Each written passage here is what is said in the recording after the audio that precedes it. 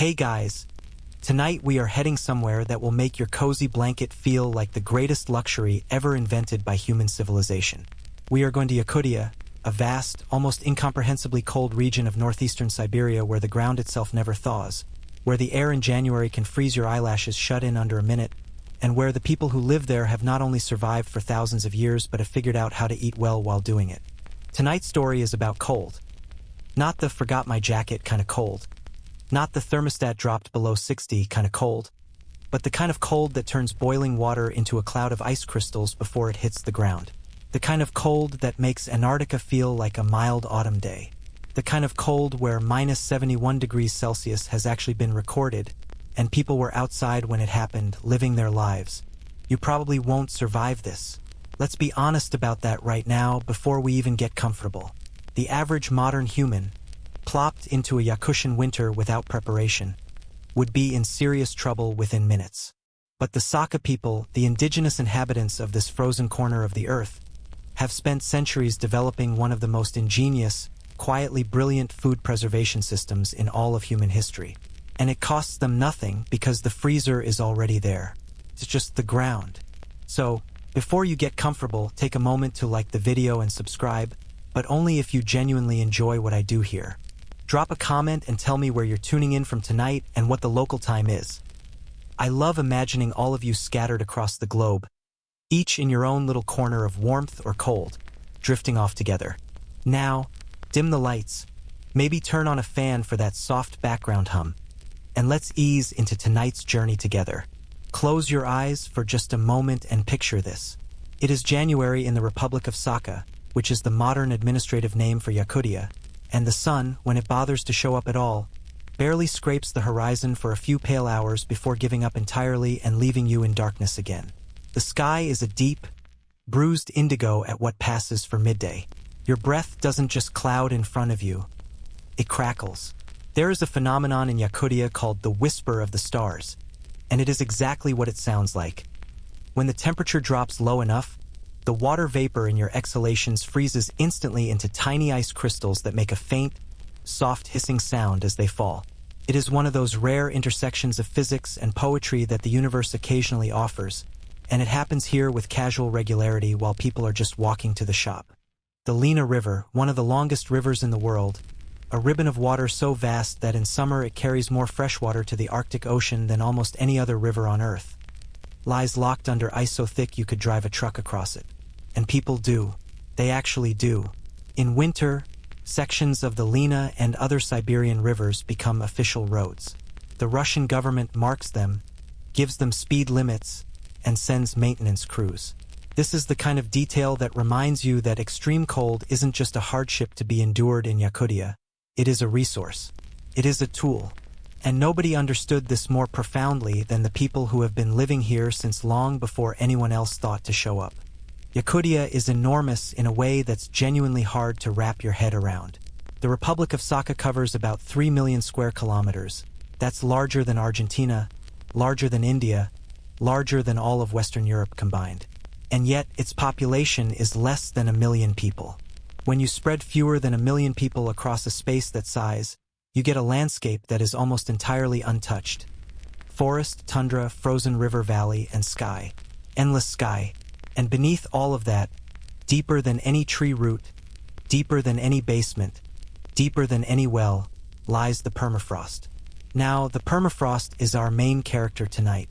It is not just frozen ground in the way that a pond surface freezes in winter, it is permanently frozen ground.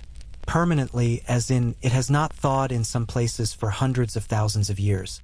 Some sections of Yakutian permafrost are estimated to be over 1 million years old. Think about that for a second. While woolly mammoths were wandering around chewing on grass and being generally enormous and magnificent, this particular patch of ground was already frozen. And it just stayed that way. The ice came and went above it, entire civilizations rose and fell, the Roman Empire happened, the Renaissance happened, the Industrial Revolution happened, and deep beneath the Siberian soil, the permafrost just sat there, cold and patient and deeply unbothered. The town of Oymyakon sits in a valley in eastern Yakutia and holds the record for the coldest permanently inhabited place on Earth.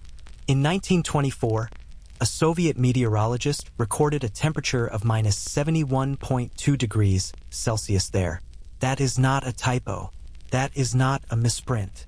That is minus 71.2 degrees Celsius, which converts to roughly minus 96 degrees Fahrenheit for anyone listening from the United States. At that temperature, diesel fuel gels into something resembling petroleum jello. Batteries die almost instantly. Exposed skin develops frostbite in under 2 minutes.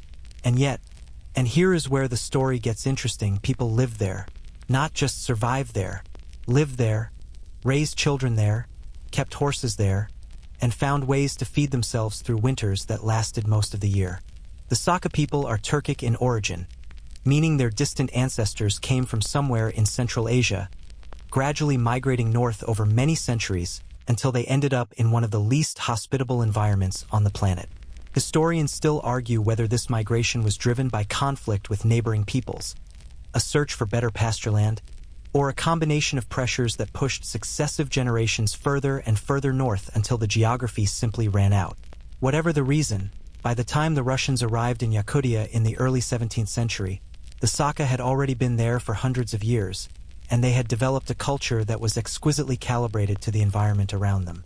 They kept horses, a breed so specifically adapted to Siberian winters that they grow an almost comically thick winter coat and can dig through snow with their hooves to find grass underneath, a behavior called cratering.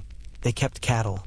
They fished the rivers with extraordinary skill, developing techniques for ice fishing that could sustain entire communities through the darkest months.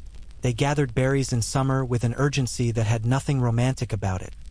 Berries were calories for winter, full stop. And they hunted, of course, everything from elk and reindeer to the smaller mammals and birds that shared the frozen landscape with them. But hunting and gathering only solves half the problem. The other half, the part that separates civilizations that merely endure from civilizations that genuinely thrive, is preservation. You can kill a moose in October, but if you can't keep the meat good until March, you're in serious trouble by January. You can catch 100 fish in August, but if they rot before the snow falls, you've done an enormous amount of work for nothing. This is where the Saka looked down at the ground beneath their feet and had one of those moments of collective human genius that deserves far more recognition than it gets. The ground doesn't thaw, never thaws, so why not use it? The logic is so clean and simple that it almost sounds obvious in retrospect, which is, of course, how the best ideas always sound once someone else has already had them. If you dig down into the permafrost, you have a chamber that stays at a stable sub-zero temperature year-round. Not sort of cold. Not refrigerator cold. Properly, deeply, reliably frozen. No electricity required. No mechanical parts to break. No monthly utility bill. Just the ancient cold of the earth itself, doing what it has been doing for hundreds of thousands of years, now conveniently available for your meat storage needs. These storage pits, called buluis in the Saka language, though regional and contextual variations exist in the terminology, became the foundation of food security in Yakutian communities. They were dug by hand, sometimes to depths of several meters, and they were maintained across generations. A storage pit was not a seasonal project. It was infrastructure. It was as fundamental to a Saka household as a roof or a hearth, because without it, the hearth was irrelevant. You'd have warmth but nothing to cook. What makes this system particularly remarkable is its subtlety. It doesn't announce itself. There are no grand monuments to the ingenuity of permafrost food storage, no UNESCO plaques on the hillsides above Oymyakon commemorating the genius of the underground larder. It is just part of life, part of the rhythm of existence in a cold place. Something children learn by watching adults and adults learned from watching their own parents, reaching back in an unbroken chain of practical knowledge that stretches far beyond any written record. And here's the quietly astonishing thing. This system works. It has always worked. The same basic principle that the Saka were using centuries ago, using the stable cold of the permafrost to preserve food, is the same principle that modern food scientists will enthusiastically confirm is sound. You couldn't design a better natural freezer if you tried. The temperature is consistent in a way that no mechanical refrigerator can quite match, because it doesn't cycle on and off or fluctuate with the ambient temperature outside. It is simply constant, steady, reliable in a way that feels almost supernatural when you first think about it. and then feels entirely natural once you understand what permafrost actually is. Tonight, we're going to spend time with all of it. We'll feel the cold properly, understand the ground scientifically, walk through the process of digging and stocking and drawing from these extraordinary underground larders. We'll meet the foods that go into the permafrost and understand why each of them responds so beautifully to this particular kind of preservation. We'll explore the science, the seasons, the spiritual life woven around these pits, the mammoths that have been found inside this same frozen ground, and the future that now hangs over all of it as the climate shifts beneath everyone's feet. But for now, just settle in. Feel how warm you are right now, wherever you're listening from. Feel the softness underneath you, the ambient temperature of your room, the fact that you can feel your fingers and toes. In Yakutia tonight, someone is sleeping in a house with walls double insulated against cold that would kill most of the world's population. Outside their window, if they have one, the stars are extraordinary, cold air is clear air, and the sky over Yakutia on a winter night is among the most spectacular on Earth, dusted with stars so thick and bright it looks almost artificial. The northern lights occasionally ripple through in curtains of green and violet. And somewhere nearby, beneath the snow and the frozen earth, the food is safe. It has always been safe. The cold keeps it. Let's go deeper. Wait, I need to reach 3,000 to 3,500 words for section 1. Let me continue the narration seamlessly. The first time most outsiders hear about permafrost food storage in Yakutia, the reaction tends to follow a predictable arc. There's initial disbelief. Surely people use actual refrigerators now? Then comes dawning curiosity. How deep do these pits go exactly? And then, for the more scientifically inclined, a kind of slow-building appreciation for just how elegant the solution is. Because elegance in engineering isn't always about complexity. Sometimes it's about recognizing what's already there and working with it rather than against it. The Saka recognized what was there, and they worked with it in ways that reveal a depth of environmental understanding that modern ecology would struggle to improve upon. They understood, without spectrometers or thermometers or any of the measurement tools we now take for granted, that the ground at a certain depth maintained a temperature that was not just cold but stable, and that stability was the key.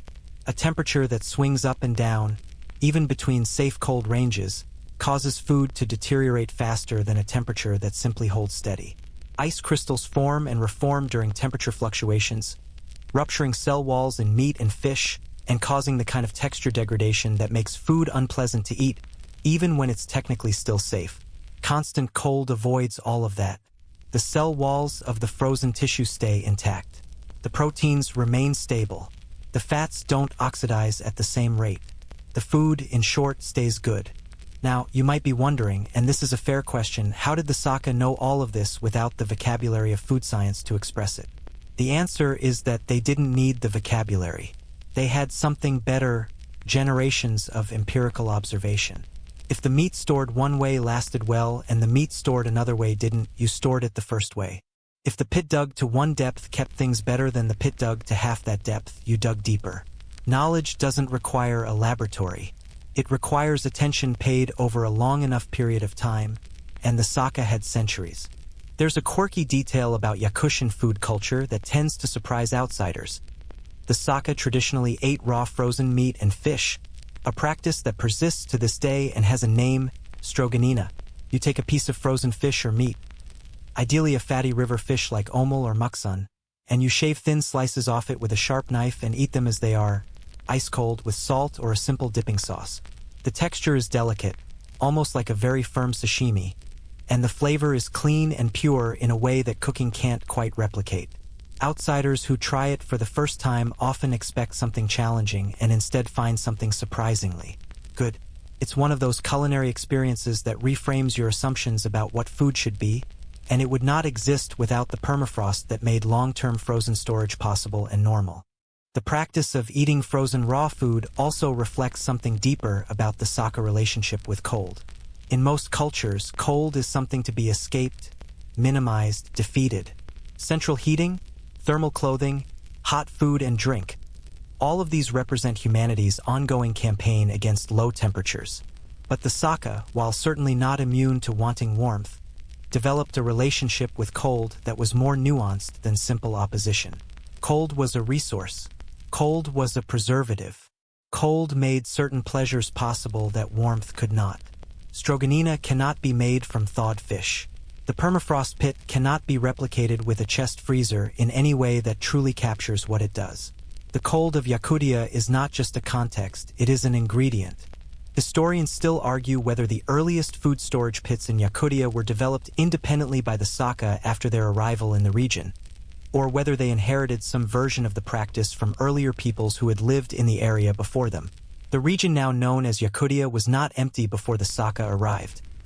Other Siberian peoples had lived there for millennia, and some evidence of earlier pit storage has been found in archaeological contexts that predate the Saka migration. But the Saka refined and systematized the practice in ways that made it their own, and the cultural knowledge as it exists today is thoroughly embedded in Saka tradition and language. The language itself tells you something. The Saka have words for grades of permafrost that Russian has to borrow from them to describe. They have distinctions between types of ground ice, between the quality of cold at different depths, between the behavior of soil in different seasons.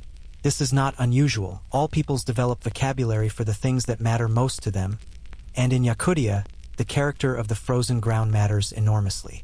It matters for building because structures placed on permafrost behave in ways that buildings on regular soil do not.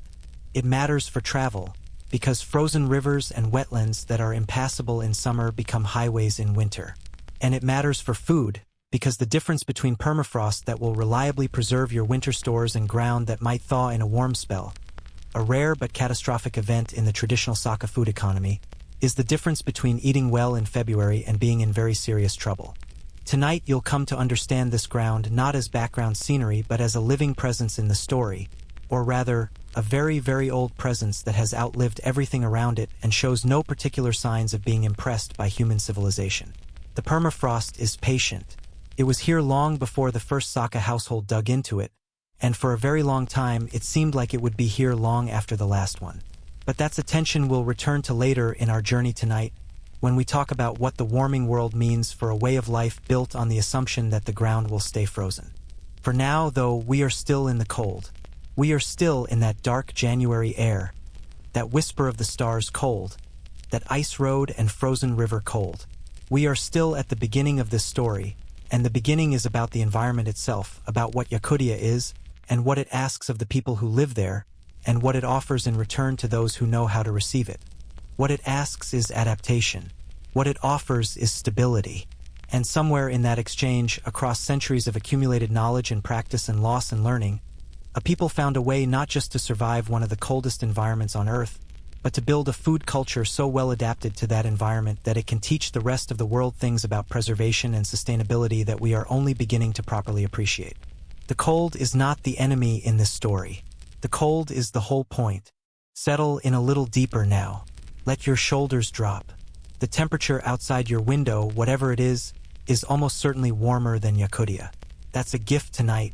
Receive it, and let the story carry you north and down into the frozen dark below the surface of the world, where the food waits, perfectly kept, exactly as it was left. The ground beneath Yakutia is not frozen in the way that water freezes in your ice cube tray. A surface phenomenon, temporary, waiting to be undone by the next warm thing that touches it. No, the permafrost of Yakutia is frozen in a way that is almost geological in its permanence, almost defiant in its depth. In some parts of the Republic, the permafrost extends downward for 1.5 kilometers. 1.5 kilometers of continuously frozen earth, rock, soil, and ancient organic material, stacked below your feet like the layers of a very cold, very old cake. The deepest permafrost ever recorded anywhere on Earth was found in Yakutia. Of course it was. To understand why the Saka people turned to the ground for their food storage, you first have to understand what the ground actually is here. Not just metaphorically, not just poetically, but physically, structurally, in the way that a geologist or a soil scientist would describe it. Because once you understand the architecture of Yakutian permafrost, the decision to use it as a natural freezer stops seeming like a clever trick and starts seeming like the most obvious thing in the world. The Earth itself is offering you a service. It would be strange not to use it. Permafrost is defined, technically speaking, as ground that has remained at or below 0 degrees Celsius for at least 2 consecutive years. That's the threshold. 2 years. By that definition, permafrost is far more widespread than most people realize. It underlies about a quarter of the northern hemisphere's land surface, running beneath parts of Canada, Alaska, Scandinavia, and a huge swath of Russia. But Yakutia is the heart of it, the deepest and most ancient expression of it, the place where permafrost isn't a geological footnote but a fundamental fact of existence that shapes everything from architecture to agriculture to the way people think about the relationship between the living and the dead.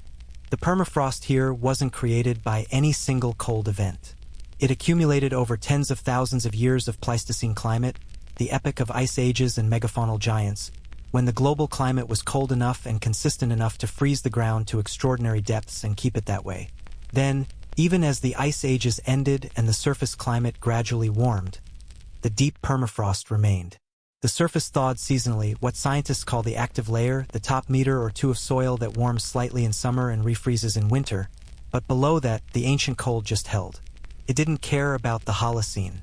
It didn't care about the agricultural revolution or the Bronze Age or whatever else was happening on the surface. It just stayed frozen, accumulating years and then centuries and then millennia of unbroken cold, like interest in a bank account that nobody ever withdraws from. The active layer is worth understanding properly, because it's the layer that makes life possible on the surface, and the layer that makes access to the permafrost below it both necessary and complicated. In summer, the active layer thaws. Not deeply and not for long, but enough that plants can root in it, enough that small animals can burrow through it, enough that a person can dig into it with a shovel. In winter, it refreezes completely, bonding with the permafrost beneath it into a single continuous mass of cold. This freeze-thaw cycle is what drives so many of the distinctive landscape features of permafrost regions. The strange polygonal patterns visible from the air in Arctic tundra, formed by ice wedges that grow and shrink with each seasonal cycle. The thermokarst lakes that form when permafrost thaws and the ground collapses. The pingos, those odd ice-cored hills that can rise several meters above the surrounding landscape like a frozen blister pushed up from below. It also drives something more practically relevant to our story: the frost heave. When water in the active layer freezes, it expands, as water does, and that expansion can push objects upward with surprising force. Posts sunk into the ground, foundations laid without proper engineering. Even large rocks can be nudged upward by a winter's worth of frost heave and then left sitting slightly higher than they were the autumn before. Anyone who has driven on a road built through permafrost terrain has experienced the wavy, undulating surface that results from years of uneven heaving and settling. The ground is not passive here. It moves. And here's where the Saka understanding of their landscape becomes particularly impressive. They knew this, not in the language of soil mechanics, but in the practical knowledge of people who had watched what the ground did over many winters and many summers. They knew which hillsides were stable and which were prone to movement. They knew which areas had deeper permafrost and which had a thicker active layer. They knew, without ever having read a geology textbook, that the best places to dig storage pits were places where the permafrost came close to the surface, where the active layer was thin and the transition to permanently frozen ground was quick and clean. Riverbanks were often ideal. The cutting action of rivers over long periods frequently exposes permafrost faces that you can see directly, read like a cross-section, understand without excavation. There's a wonderfully absurd quirk about permafrost that deserves a mention here, because it genuinely surprised the first scientists who studied it systematically, and because it tells you something important about the nature of this frozen ground. The permafrost is not uniformly cold throughout its depth. The very deepest layers, down near that 1.5 kilometer mark, are actually slightly warmer than the layers a few hundred meters above them. This is because of geothermal heat rising from the Earth's interior, which gradually warms things up as you go deep enough. The coldest permafrost is not the deepest permafrost. It's somewhere in the middle depths where the surface cold and the geothermal warmth are equally distant, and it's in this zone that temperatures can sit at extraordinarily stable sub-zero values for extraordinarily long periods. This is the zone that, when accessed from above through a well-placed storage pit, gives you a natural freezer of almost uncanny reliability. The science of why permafrost preserves things so well goes beyond simple temperature, though the temperature is the headline. When ground freezes, the water within it becomes ice, and that ice does several things simultaneously that are all beneficial for food preservation. First, it dramatically reduces the water activity in the surrounding material, and water activity, in food science terms, is a measure of how much free, unfrozen water is available for microbial activity and chemical reactions. Most of the microorganisms that cause food to spoil, bacteria, molds, yeasts, need liquid water to function. Take that liquid water away by freezing it, and you've essentially hit the pause button on decomposition. The organisms don't die exactly, but they can't do anything. They just wait. Second, the ice that forms within permafrost creates a physical matrix, a network of frozen crystals that encases and isolates any organic material within it. This is why mammoth carcasses found in Yakutian permafrost are sometimes so extraordinarily well preserved that the flesh is still identifiable, the hair is still attached, and in some cases the last meal in the animal's stomach can be analyzed. The permafrost didn't just stop decomposition, it locked the organic material in place, physically within a structure of ice that held everything exactly where it was at the moment of freezing. Thousands of years of absolute stillness, maintained by cold. Third, the exclusion of oxygen. Once the ground around a buried object is frozen solid, very little gas exchange can occur. Oxidation, the chemical process by which fats turn rancid and proteins degrade in the presence of oxygen, is dramatically slowed. The result is a preservation environment that is, in many ways, superior to a modern household freezer. Your freezer at home cycles through slight temperature variations every time the compressor kicks on and off. It may experience brief spikes in temperature when you open the door. The air inside it is relatively dry but still present and still capable of causing freezer burn, that dehydration and oxidation of the food surface that ruins texture and flavor over time. The permafrost has none of these weaknesses. It is simply, steadily, perfectly cold. Historians still argue whether the Saka people's deep familiarity with permafrost gave them advantages in territorial negotiations with arriving Russian Cossacks in the 17th century. Some scholars suggest that the Saka's ability to maintain food reserves through the harshest winters gave them a resilience and independence that other Siberian peoples who relied more heavily on seasonal hunting could not match. The argument is intriguing but contested, and the historical record from that period is patchy enough that definitive conclusions remain elusive. What is not in dispute is that when Russian explorers and later settlers arrived in Yakutia, they quickly adopted permafrost food storage themselves, sometimes digging pits alongside existing Saka storage sites, sometimes asking Saka guides to help them locate the best spots. The knowledge was too useful to ignore, regardless of where you came from. The first systematic scientific investigation of Yakutian permafrost is generally credited to Alexander von Middendorf, a Baltic German naturalist who traveled through Siberia in the 1840s on behalf of the Russian Imperial Academy of Sciences. Middendorf lowered thermometers into a borehole that had been dug in the Yakutian ground and measured temperatures at different depths. And what he found startled him. The temperature didn't warm as he went deeper, the way he might have expected from geothermal principles alone. Stayed cold. Remarkably, consistently cold. He had encountered the central reality of permafrost thermal behavior, and his measurements helped lay the foundation for permafrost science as a formal discipline. The Saka, of course, had been working with this knowledge in practical form for centuries before Middendorf arrived with his thermometers. There's something gently ironic about the fact that the discovery of permafrost properties gets credited to a European scientist, when the people who had been using those properties to feed their families were living right next door the entire time. The geography of Yakutia also contributes to the depth and stability of its permafrost in ways that go beyond just latitude and climate. The region is largely a continental interior, far from the moderating influence of any ocean, which means its climate swings to extremes in both directions. Winters are brutally, historically cold. Summers are actually surprisingly warm. Temperatures in Yakutsk, the regional capital, can reach above 30 degrees Celsius in July, making it one of the places on Earth with the most extreme annual temperature range. That summer warmth affects the active layer but barely touches the deep permafrost. The continental climate provides enough warmth for agriculture at the surface. The Saka did grow some crops in the short, intense summer, while the ground below continued its ancient frozen vigil as if summer were none of its business. The landscape above the permafrost is shaped by it in ways that are sometimes subtle and sometimes spectacular. The taiga forest that covers much of Yakutia, endless stands of Dahurian larch, the only conifer hardy enough to thrive in permafrost conditions, grows in a way that is distinctly different from temperate forest. The trees are often slightly leaning, their roots unable to go deep enough to provide firm anchoring, their growth stunted by the shallow active layer that represents the only soil available to them. They look, in certain light, like a forest in the middle of a slow, thoughtful argument with the ground beneath it. The larch needles fall every autumn. Unlike most conifers, the Dahurian larch is deciduous, and the forest floor in autumn is carpeted in gold that quickly disappears under the first snow, which comes early and stays late.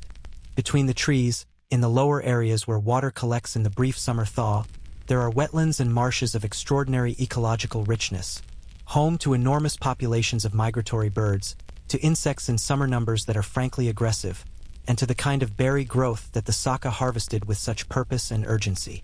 Cloudberries, lingonberries, crowberries, bilberries, all of them ripening in the compressed intensity of a northern summer, all of them destined, in part, for the permafrost pits where they would be held until needed. Beneath all of it, the permafrost holds its silence. It has seen the forest come and go through climate shifts it was too cold and too deep to fully feel. It has held mammoths and cave lions in its ice, entire ecosystems preserved in frozen cross-section like a museum no one intended to create. It has held the winter stores of generation after generation of Saka families, quietly doing what it has always done, requiring nothing in return except that you understand what it is and treat it accordingly. Understanding what it is, really understanding it, in the bone-deep way that comes from living with something rather than studying it at a remove, is the foundation of everything else that follows in our story tonight.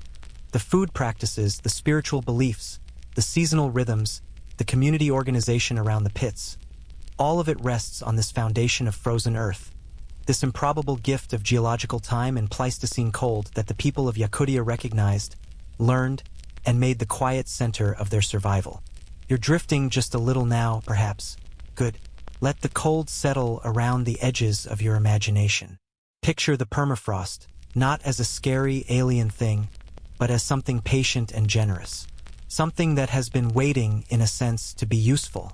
Something that asked only to be understood. The Saka understood. And in the next part of our journey, we're going to follow them down into it, shovel by shovel, decision by decision, as they built the underground larders that kept their world alive. Picture yourself standing on a hillside in late September in Yakutia. The larch trees have gone gold almost overnight. That's one of the things about northern autumns. They don't ease in gradually the way temperate autumns do. They arrive with a kind of urgent decisiveness, as if the season knows it has limited time and intends to make the most of it. The air has that particular edge to it. Not yet the killing cold of January, but sharp enough that you can feel it in your nostrils with every breath. A clean metallic quality that feels almost nutritious compared to the stale air of indoors. The ground underfoot is still firm, not yet frozen solid at the surface, but no longer the soft, yielding thing it was in July. It has begun to make up its mind. This is the season for digging. Or, more precisely, this is the end of the season for digging, because the smart money in Yakutian food storage has always been on beginning your pit work in late summer, when the active layer is at its most thawed and the ground is at its most cooperative, rather than waiting until autumn when the surface is already beginning to stiffen. The Saka understood the window. They worked within it with the focus of people who knew that the ground's willingness to be dug was temporary, and that winter would arrive on its own schedule regardless of whether you were ready. The decision to dig a new storage pit, or to expand and maintain an existing one, was not made casually. It was made in the context of the household's needs, the community's resources, and the geography of the specific location. Not all ground, even in Yakutia, is equally suitable for a buluus.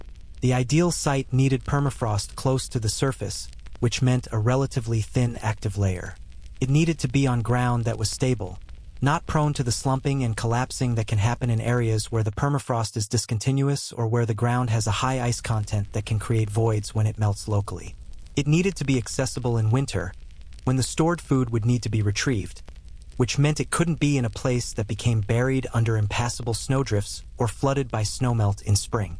It also needed, ideally, to be somewhat elevated. This is a detail that seems counterintuitive at first. Wouldn't you want to dig downward from the lowest available point? But makes perfect sense once you understand the drainage problem. In summer, meltwater from the surface needs somewhere to go, and a storage pit dug in a low-lying area can be vulnerable to flooding during the spring thaw. A pit on a gentle slope or elevated bank drains naturally. The Saka favored north-facing slopes, where the sun's angle during the brief summer was least effective at warming the ground surface, keeping the active layer thinner and the transition to permafrost shallower and more reliable. This is the kind of detail that takes generations to figure out by observation, and it speaks to the accumulated sophistication of the knowledge system even when the individual technique seems simple.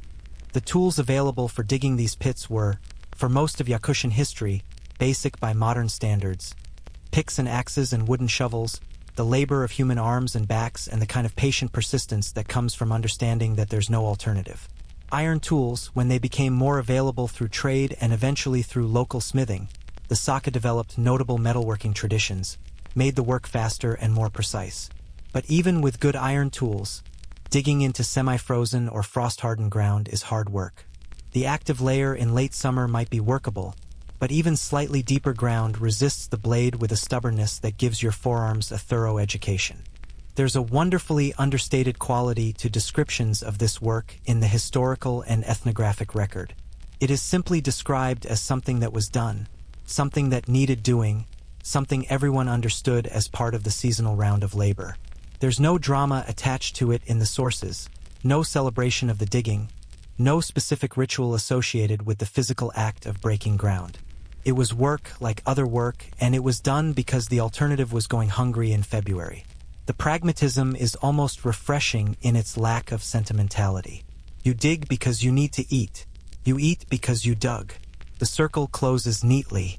A typical household storage pit would be roughly cylindrical or slightly tapered, wider at the top and narrowing as it went deeper, which helped with structural stability in the way that any engineer will tell you tapered forms handle lateral pressure better than perfectly vertical walls. The depth varied considerably depending on local conditions. Where permafrost came close to the surface, a pit might only need to go down a meter or two to reach reliably frozen ground. In areas where the active layer was thicker, the pit needed to go deeper to reach the cold that mattered. The diameter was typically large enough to allow a person to work inside, to lower and retrieve items, to organize the contents, to inspect and maintain the space. Think of something roughly the size of a large wardrobe, extended downward into the earth. Some pits were larger, essentially underground cellars accessible by a narrow entrance shaft that widened into a more spacious chamber below. The shaft entrance was important. It needed to be covered, a wooden hatch or a cover made from whatever materials were available, eventually stone-weighted or fitted tightly enough to prevent warm air from entering in summer and to prevent the cold air from being displaced during the brief retrievals in winter. The design of this cover was something that individual households developed with their own variations, but the principle was universal: minimize the exchange of air between the pit interior and the outside world. Every time you open the pit, you're letting in a breath of whatever air surrounds you, and in summer, that air is relatively warm and moist. Moisture is the enemy of a permafrost storage system, because it can cause frost to build up on the walls and ceiling of the pit in ways that eventually compromise the structure. Good covers, good habits around opening and closing the pit quickly, and good design of the entrance shaft to create a natural cold trap, where cold, heavy air sinks down into the chamber and warm air is less inclined to flow in, were all part of the accumulated engineering knowledge of Yakutian food storage. Once the shaft was established and the chamber excavated, the walls themselves needed attention. In some cases, particularly where the excavated permafrost had a high ice content, the walls would be naturally smooth and solid, the ice itself acting as a structural material, gleaming faintly blue-white in the darkness, holding the shape of the chamber as reliably as poured concrete. In other cases, particularly near the top of the pit where the active layer met the permafrost, the walls might be less stable, prone to crumbling or slumping as the seasonal freeze-thaw cycle worked on them. Here, the Saka used wooden lining, boards, or split logs fitted against the walls to hold them in place and prevent contamination of the stored food with loose soil.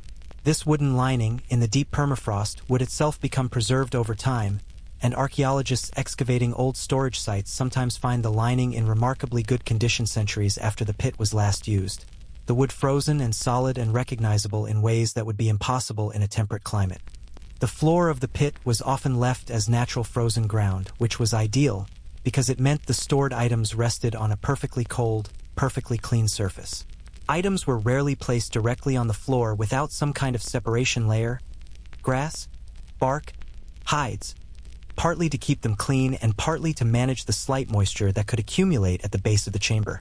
The organizational principle of a well-maintained storage pit was not unlike the organizational principle of a well-maintained kitchen larder. Like items used frequently accessible near the top, longer-term reserves at the bottom, everything arranged so you could find what you needed without having to excavate your own storage facility to retrieve a fish. This organizational aspect is worth dwelling on for a moment, because it reflects something important about the scale and ambition of permafrost food storage as a practice. These were not emergency caches, holes in the ground where you threw food in a panic before winter and hoped it was still there in spring. They were managed pantries, stocked deliberately and drawn from systematically, representing months of planning and the accumulated harvest of a full seasonal round of work. A well-stocked pit before winter might contain hundreds of kilograms of fish, significant quantities of meat, jars or containers of preserved dairy products, bags of dried berries, perhaps some preserved plant foods and flavorings. It was, in the most fundamental sense of the word, infrastructure, and it was managed the way infrastructure is managed, with attention and care and regular inspection. Historians still argue whether the organizational sophistication of Saka food storage systems reflected influence from other Siberian cultures with similar practices, or whether it developed independently as the Saka settled into the Yakutian environment and worked out what the permafrost demanded. The honest answer is probably that it developed through a combination of inherited knowledge, observation of what similar peoples were doing in similar environments, and the long process of trial and error that all practical knowledge involves. What makes the Saka system distinctive is not necessarily any single element of it. People in other cold environments have dug food storage pits before, but the degree to which it was integrated into the full cycle of Saka life, embedded in the cultural and economic and spiritual fabric of the community rather than existing as a purely technical solution to a purely technical problem. The communal dimension of pit digging is significant here. While individual households maintain their own storage pits, the digging of a new pit or the major expansion of an existing one was sometimes a community effort, particularly in smaller settlements where the labor available to any single family was limited. Men who could swing a pick and women who could haul excavated material, young people learning the skills and older people supervising and advising. The work distributed across a group became faster and more effective, and the social bonds strengthened through shared physical labor were their own kind of resource. There is something deeply human about the image of a Yakutian community gathered on a hillside in the late summer light, working together to extend their collective food security into the earth below their feet. The larch trees gold around them, the first smell of coming winter in the air. The sharing of knowledge about good pit sites was also community work. A family that had found a particularly good location, stable ground, reliable permafrost at a useful depth, good drainage, easy winter access, might share that knowledge with neighbors or relatives who were less well situated. The geography of storage pits in a traditional Saka settlement often reflects this kind of network knowledge. Clusters of pits in the best sites, the locations passed down through families and communities over generations, the knowledge of which hillside worked best encoded in place names and in the practical memory of people who had used these spots all their lives. Children learned by doing. A child in a traditional Saka household would have helped with pit maintenance from a young age, lowering items in, passing things up, holding the cover while an adult descended, and would have absorbed the knowledge of how the system worked, what it required, what it rewarded, through years of this kind of participation before ever being responsible for managing a pit themselves. This is how practical knowledge survives across generations in oral cultures. Not through formal instruction, but through immersive participation, through the body learning what the mind has been told, through doing the same task season after season until it becomes as natural as breathing. There's a detail about the physical experience of entering a permafrost storage pit that appears in various accounts and that has a quality worth sharing. When you descend into a well-made pit, stepping down the shaft into the cold chamber below, there is a moment of thermal shock that is the reverse of the shock you feel stepping from a warm house into a Yakutian winter. The air in the pit is dramatically colder than the ambient temperature even in winter, because the pit interior holds the stable deep permafrost temperature rather than the variable surface temperature. In summer, descending into the pit is like stepping into another climate entirely. From warm, sunny air into a cold, dark stillness that smells of earth and ice and the particular clean smell of things held very cold for a very long time. It is, by multiple accounts, both slightly eerie and deeply satisfying in the way that functional, well-made things tend to be satisfying. The pit works. The cold is there. The food is safe. The darkness is worth noting too. Inside a deep permafrost pit, without artificial lighting, the darkness is complete. This is another reason that the organizational habits around these pits mattered. If you couldn't see what you were doing, you needed to know where everything was by feel and by memory, which meant the organizational system had to be consistent and reliable. Torches or lamps were used when available, but their use was probably minimized to reduce any warming effect on the pit interior. The cold dark of the storage pit was accepted as part of its nature, and the people who used it adapted accordingly. Think about that for a moment as you settle deeper into your own warm space tonight. Somewhere, a door is being opened in the frozen ground. A hand reaches down into perfect cold and perfect darkness, finds what it's looking for by memory and touch, and draws it out. The cover closes. The cold holds. Everything is where it should be. The digging is done. The pit is ready. Now comes the question of what to fill it with. The fish arrive first. They always arrive first because the rivers give up their abundance in late summer and early autumn with a generosity that demands immediate action, the kind of generosity that comes with an implicit deadline attached. The Lena River and its tributaries, the Aldon, the Vilyui, the Indijurka, the Kalima, carry fish in numbers that are genuinely difficult to imagine if you have only ever fished a temperate river on a patient afternoon with a single rod and a vague sense of optimism.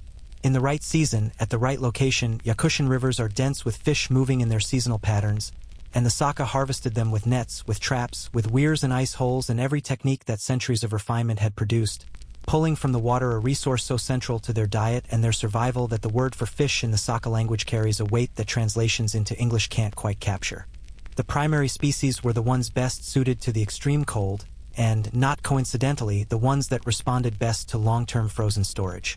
Omel, a member of the salmon family found only in Siberian rivers and Lake Baikal, has a fat content that makes it exceptional both for eating frozen raw at Stroganina and for longer preservation.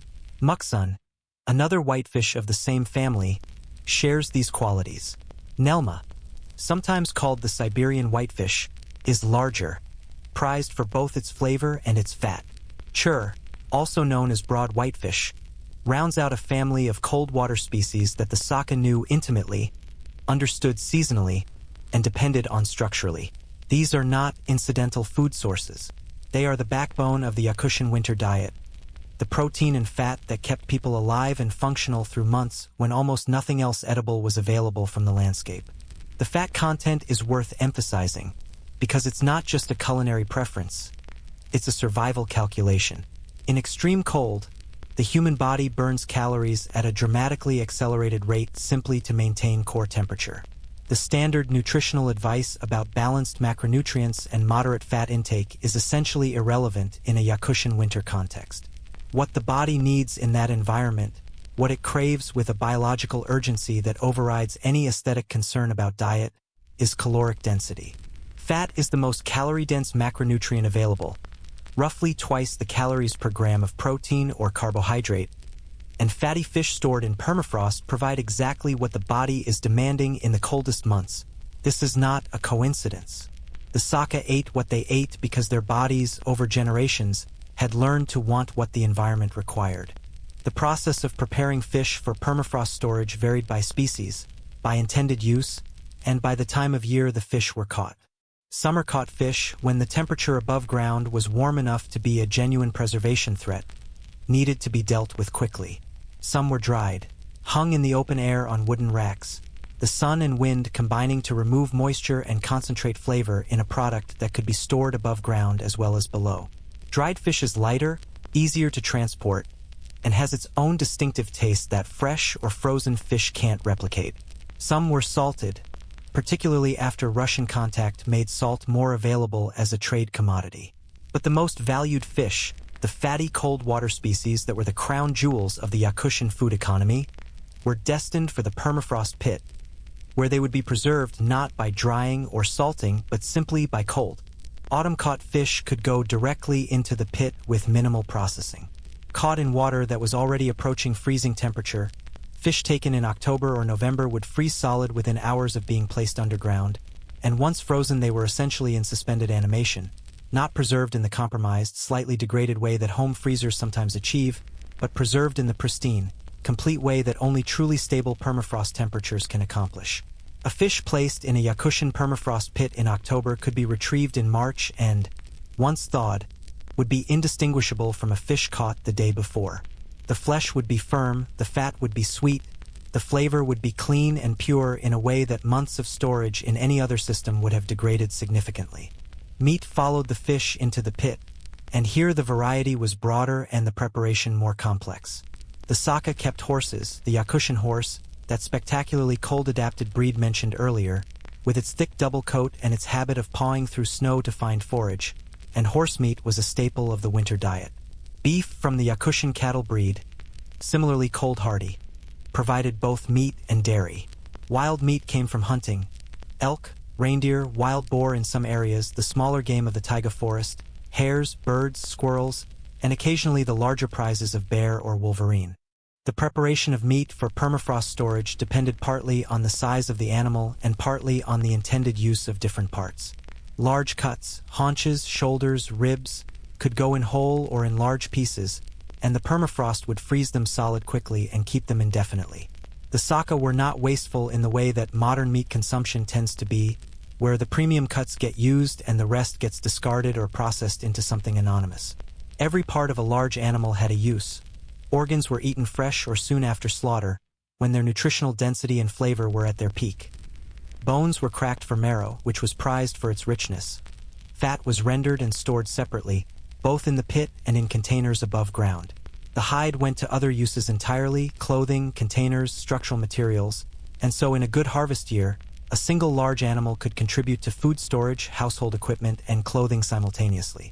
Horse fat deserves a specific mention here, because it occupies a particular place in the Saka food tradition that might surprise outsiders. Horse fat in Yakutia is not a cooking medium or a flavoring agent. It is a food in its own right, consumed in significant quantities during winter, valued for its caloric density, and for something the Saka recognized long before nutritional science had the vocabulary to explain it.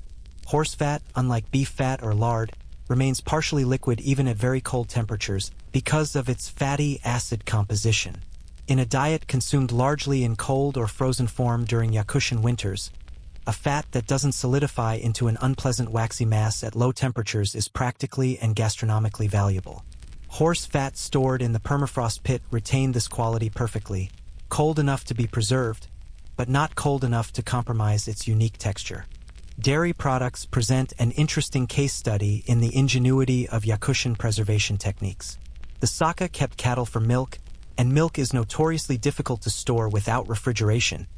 It spoils quickly at warm temperatures, and even at cool temperatures has a limited shelf life. The permafrost pit solved this problem for the winter months, but the more interesting solution was the traditional Saka dairy product called surat, a fermented milk similar to yogurt, which had the double advantage of being preserved by fermentation as well as by cold.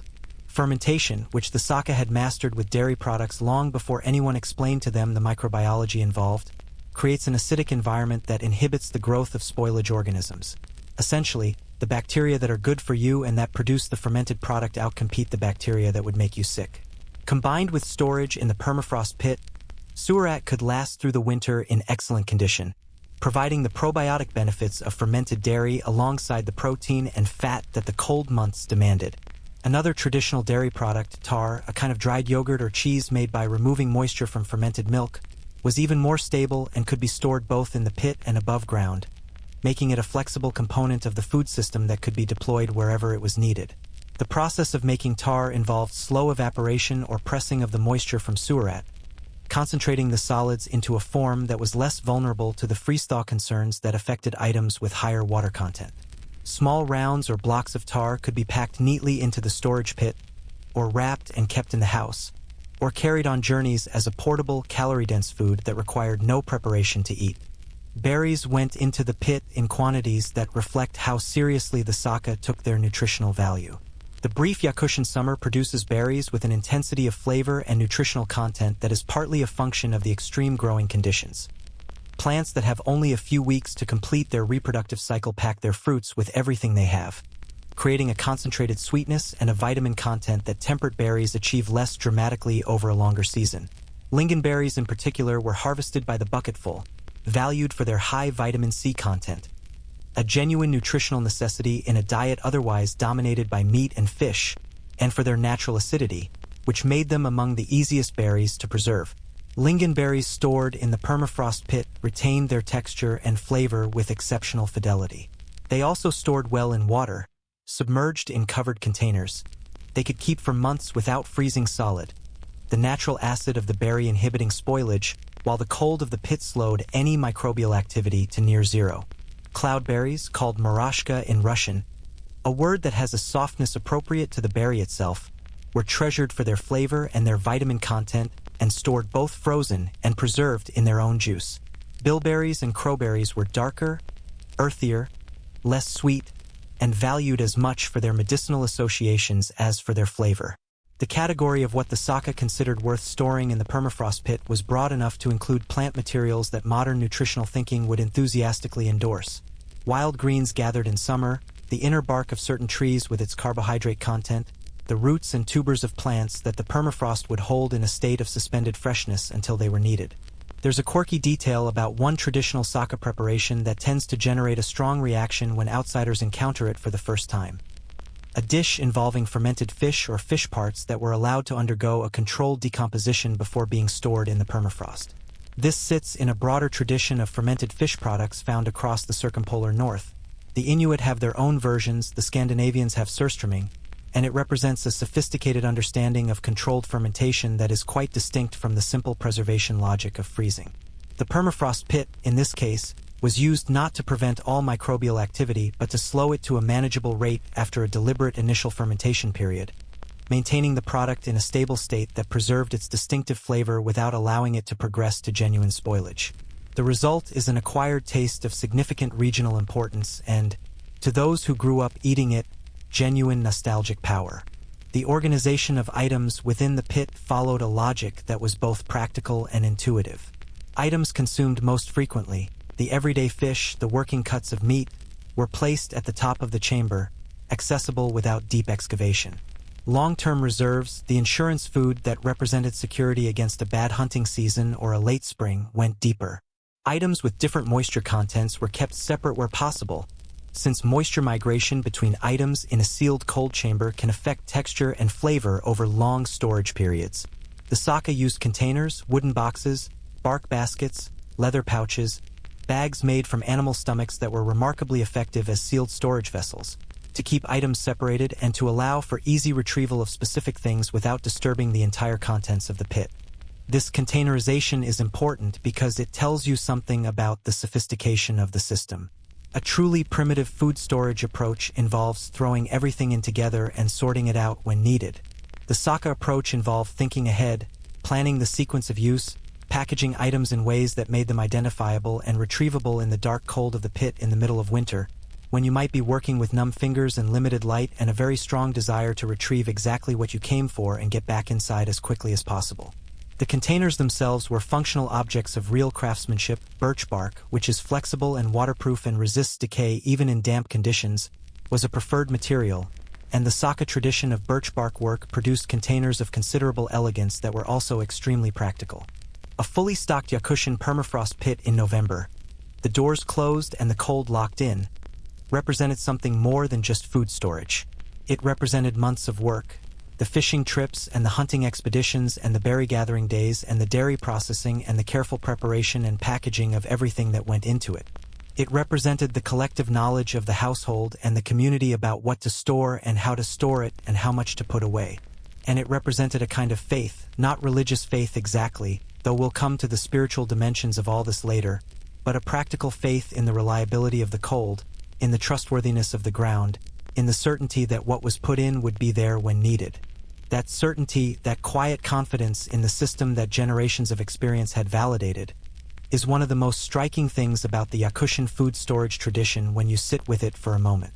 In a world full of uncertainty, the unpredictability of hunting, the variability of fishing seasons, the capriciousness of weather, the permafrost pit was reliable. It did what it was supposed to do every time without failure, as long as you understood and respected its nature. In the pit, tonight, everything is exactly as it should be. Cold, dark, patient, full.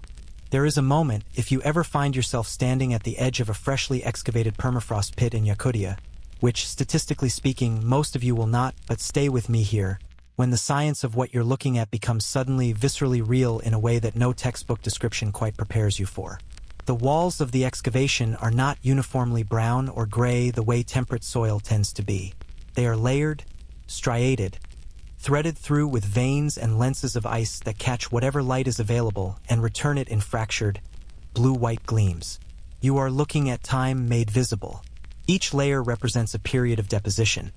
Sediment that settled, organic material that accumulated, water that percolated and then froze, and the freezing preserved each layer in its original state so completely that the record is essentially intact. You are reading a book written in mud and ice, and the oldest pages are at the bottom, and they are very, very old indeed. The science of why permafrost preserves things so extraordinarily well is a story that operates at several scales simultaneously: molecular, cellular, chemical, and physical, and all of those scales are working together every time a piece of fish or a haunch of horse meat goes into a Yakutian storage pit. Understanding each of them separately and then seeing how they combine is one of those genuinely satisfying intellectual experiences, the kind where the more you understand, the more impressed you become, not by any human ingenuity but by the elegant ruthlessness of physics. Start at the molecular level because that's where preservation actually happens or fails to happen. Everything that causes food to spoil is, at its root, a molecular process. Enzymes in the food's own cells continuing their chemical work after the food is no longer alive, breaking down proteins and fats and carbohydrates in ways that degrade texture and flavor.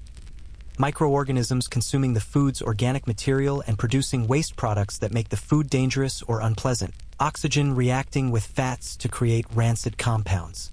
All of these processes have one thing in common: they require molecular motion. Molecules need to move and collide and interact for chemical reactions to occur, and the rate at which they move and collide is governed, more than anything else, by temperature. This is what the Arrhenius equation describes, though you don't need to know the name to understand the principle. For every 10 degrees Celsius that temperature drops, the rate of most chemical reactions roughly halves. This is a general rule of thumb with plenty of exceptions and nuances, but as a framework it works well enough to explain why cold preserves food. At 0 degrees Celsius, the reaction rates are dramatically slower than at room temperature. At -10, slower still. At -20, which is roughly where deep Yakutian permafrost sits during the coldest months, chemical processes that would occur in hours at room temperature might take years. At -40 or -50, which the deep permafrost achieves in exceptionally cold winters, those same processes might take decades or centuries.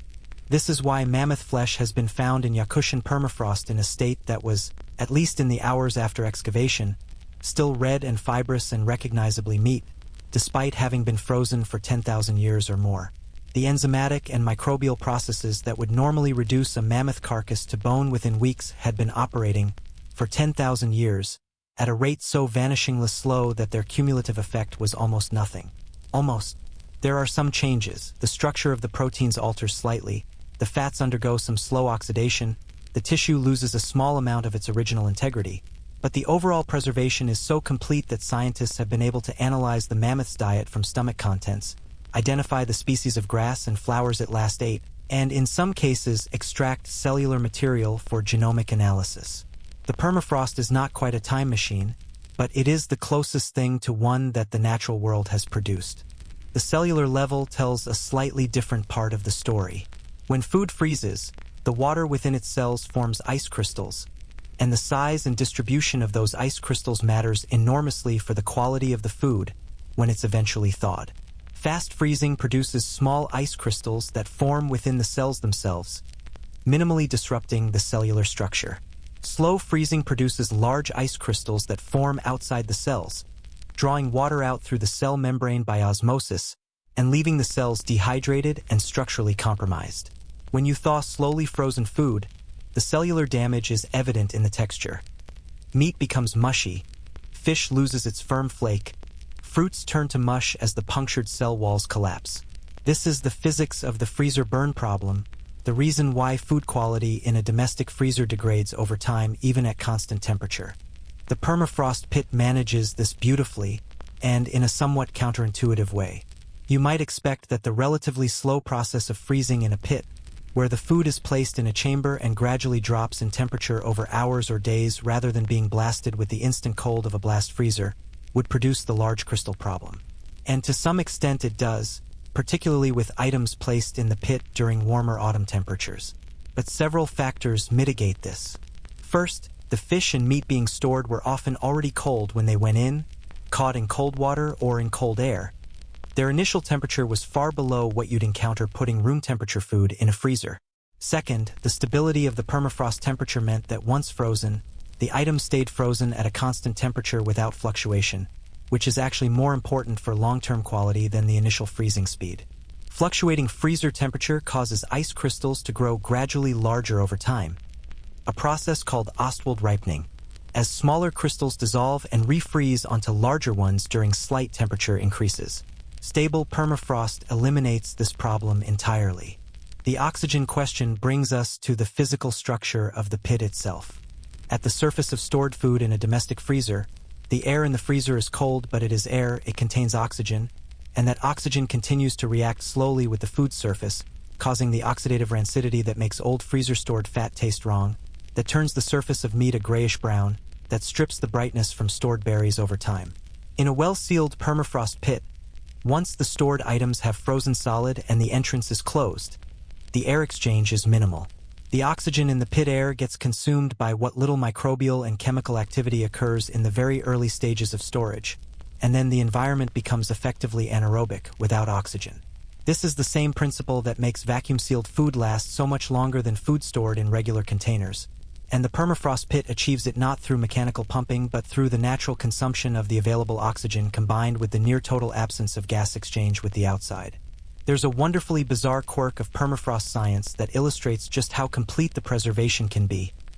Ancient bacteria found in Siberian permafrost cores have been revived in laboratory conditions after being frozen for hundreds of thousands of years. Not ancient bacterial spores, which are designed by evolution to survive harsh conditions, but actual vegetative bacterial cells, the metabolically active form that is normally quite fragile, somehow surviving the deep freeze for geological time periods. The mechanisms by which these bacteria survive are still not fully understood, and the discovery caused considerable excitement and some concern in the scientific community. If bacteria can survive that long, what else might be preserved in the permafrost that we haven't yet thought to look for? The question is not entirely academic. Some researchers have raised the possibility that ancient pathogens might be preserved in deep permafrost, potentially viable after thawing, though the actual risk is considered very low by most scientists. It is, however, a reminder that the preservative power of permafrost operates without discrimination. It keeps the dangerous and the beneficial alike with equal, impassive thoroughness. The chemistry of what happens to fat in long-term permafrost storage deserves its own moment of attention, because it explains something about the flavor of traditional Yakutian foods that can otherwise seem puzzling. Fat stored in permafrost for extended periods undergoes a very slow process of hydrolysis. The fat molecules gradually break down into their constituent glycerol and fatty acid components, a process that at room temperature happens quickly and produces rancid, unpleasant flavors, but at permafrost temperatures happens so slowly that the cumulative effect over a single winter is minimal. Over longer periods, years rather than months, some hydrolysis does occur, and the resulting flavor profile of very long-stored fat is subtly different from fresh fat. Whether this is a defect or a feature is a matter of cultural perspective. In some Saka culinary traditions, the particular flavor of fat that has been stored for an extended period is considered desirable, a depth and complexity that fresh fat doesn't possess, comparable in some ways to the difference between a young cheese and an aged one. The permafrost, in this case, is functioning not just as a preservative but as a slow, cold version of the aging process. Water activity, that food science concept we touched on earlier, is worth revisiting here with a bit more depth, because it's arguably the single most important factor in why permafrost preservation works so well for such a wide variety of foods. Water activity is a measure of the availability of water molecules to participate in chemical and biological reactions. Pure liquid water has a water activity of 1.0. Completely dry foods approach 0.0.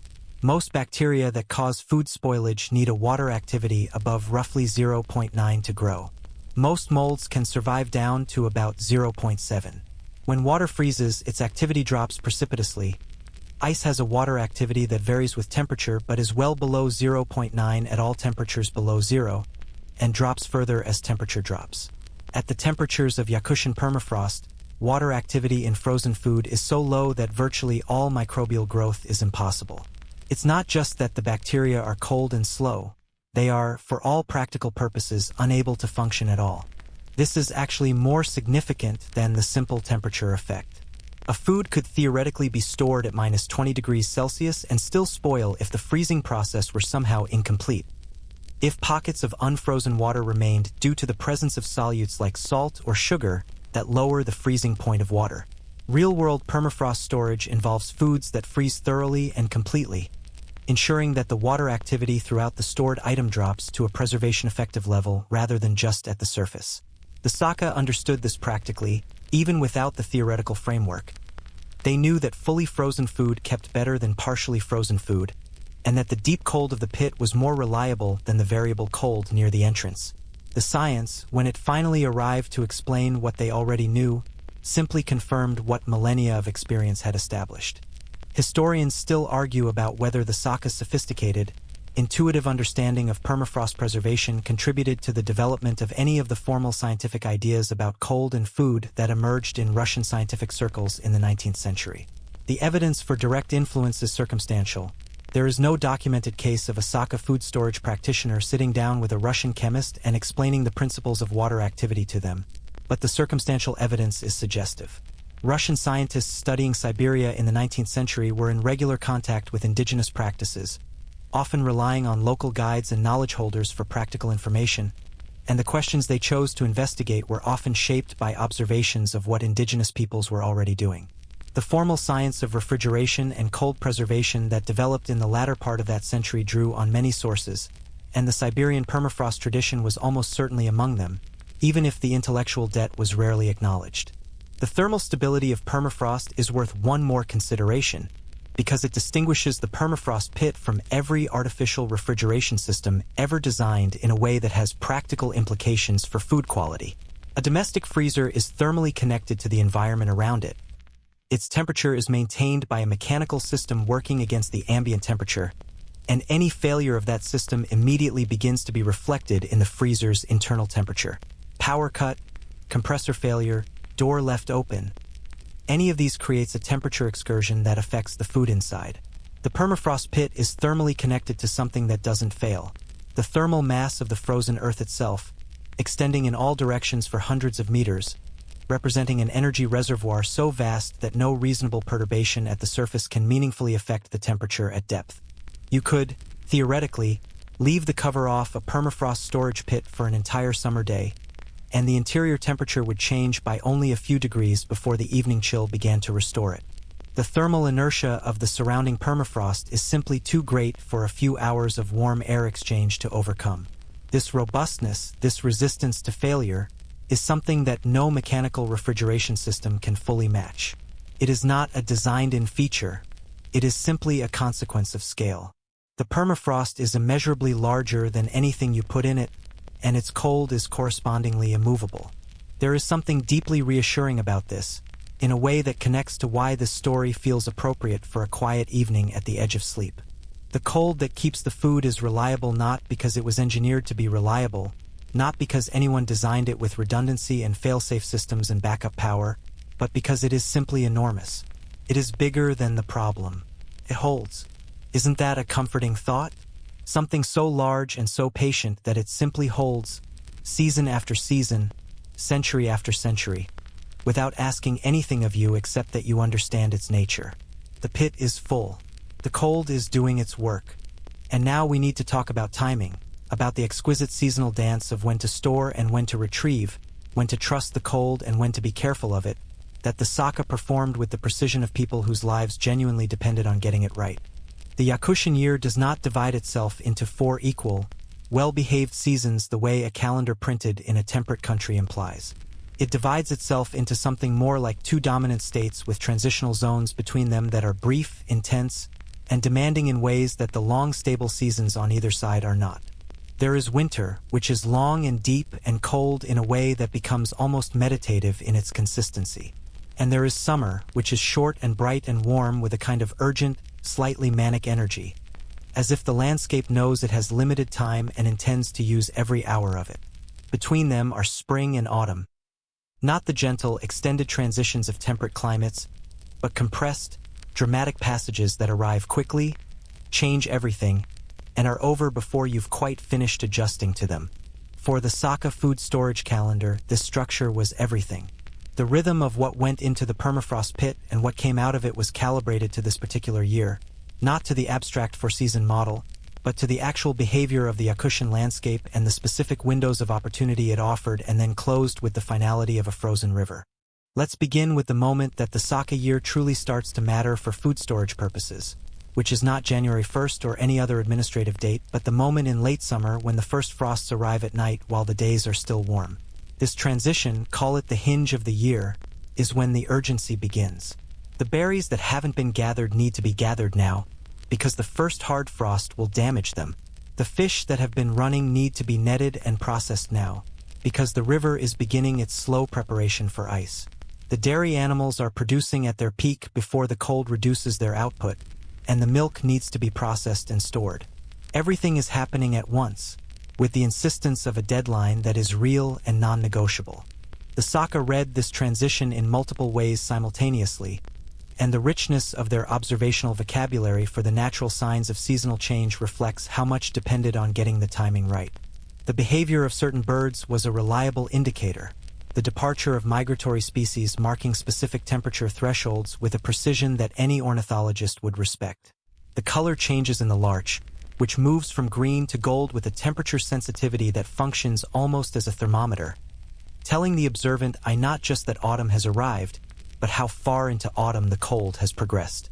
The behavior of the rivers, the first appearance of frazzle ice, those delicate floating crystals that precede full surface freezing, gave specific information about water temperature that informed decisions about fish behavior and fishing technique. The thickness of animal coats was another signal, and not just a general one. The Yakutian horse, that magnificently adapted creature, grows its winter coat in response to temperature and day-length cues, and the pace and density of that growth gave the Saka information about what kind of winter was coming. A horse growing a particularly thick coat early in autumn was understood as an indicator of an exceptionally cold winter ahead, and this folk observation, which might seem like superstition to a skeptical outsider, actually has a biological basis. Animals do modulate their coat growth in response to environmental signals that correlate with winter severity, and people who spent their entire lives observing horses in close quarters developed a feel for what those variations meant that was, however imprecise, better than nothing. Timing the storage of different foods required an understanding of each food type's individual requirements, because different items had different optimal storage windows and different sensitivities to the conditions under which they were placed in the pit. Fish caught in warm late summer water needed to be cooled before storage. Simply placing a warm fish in the pit would introduce heat and moisture that could affect nearby items. Practical solutions included preliminary cooling in cold stream water or in the natural cold of shaded northern slopes before the items went underground. Meat from large animals killed in the autumn hunt needed to be portioned and organized before it froze solid in the pit, because attempting to cut frozen permafrost-stored meat after the fact is a task that requires a saw and considerable effort, rather than the simple knife work possible before freezing. The sequencing of what went in first also mattered for the organizational logic of the pit. Items intended for use earliest in the winter, the everyday fish, the fresh cuts of meat that would be consumed in the first months before the deepest cold set in, were placed last, near the top, where they would be most accessible. The long-term reserves went in first, to the bottom and the back of the chamber, where they would sit undisturbed until spring or until an emergency made them necessary. This reverse loading principle, obvious once you think about it but requiring forethought to execute properly, was part of the pre-storage planning that experienced households carried out almost automatically, the way a practiced cook organizes a pantry by what gets used most frequently without having to consciously reason through the logic each time. There is a particular challenge in Yakutian food storage timing that has no obvious parallel in temperate food preservation traditions, and it concerns the shoulder seasons, the brief periods in spring and autumn when the temperature is transitional, neither reliably cold enough to keep things frozen nor warm enough that you've given up on cold storage entirely. These are the most dangerous periods for the permafrost pit system. In autumn, before the surface has frozen properly, a warm spell, which can happen even in Yakutia as late as October, can partially thaw items near the top of the pit that were placed in expecting steady cold. In spring, the combination of warming surface temperatures and the slow penetration of warmth into the active layer creates a period when the pit remains reliably cold but access to it becomes complicated by the behavior of the ground around it. The Saka managed these transitional risks with a combination of good site selection, choosing pit locations where the thermal behavior was most predictable, and adaptive practice. During warm autumn spells, items were sometimes temporarily kept in shaded outdoor locations or in cold streams rather than being placed in the pit prematurely. During the spring transition, retrieval from the pit was done quickly and the cover was replaced carefully to minimize the duration of the opening. The awareness of these risks was part of the experiential knowledge base, part of what older family members passed to younger ones during the seasonal round of food storage work. The specific knowledge that this particular pit on this particular hillside tended to be reliable through October but needed watching in September, or that the spring thaw here came from the east side first and the cover needed extra weight on that edge. Winter itself, paradoxically, was the easiest period for the permafrost storage system. Once the surface had frozen solid and the temperature had settled into its long, deep January cold, the pit was in its most stable and reliable state.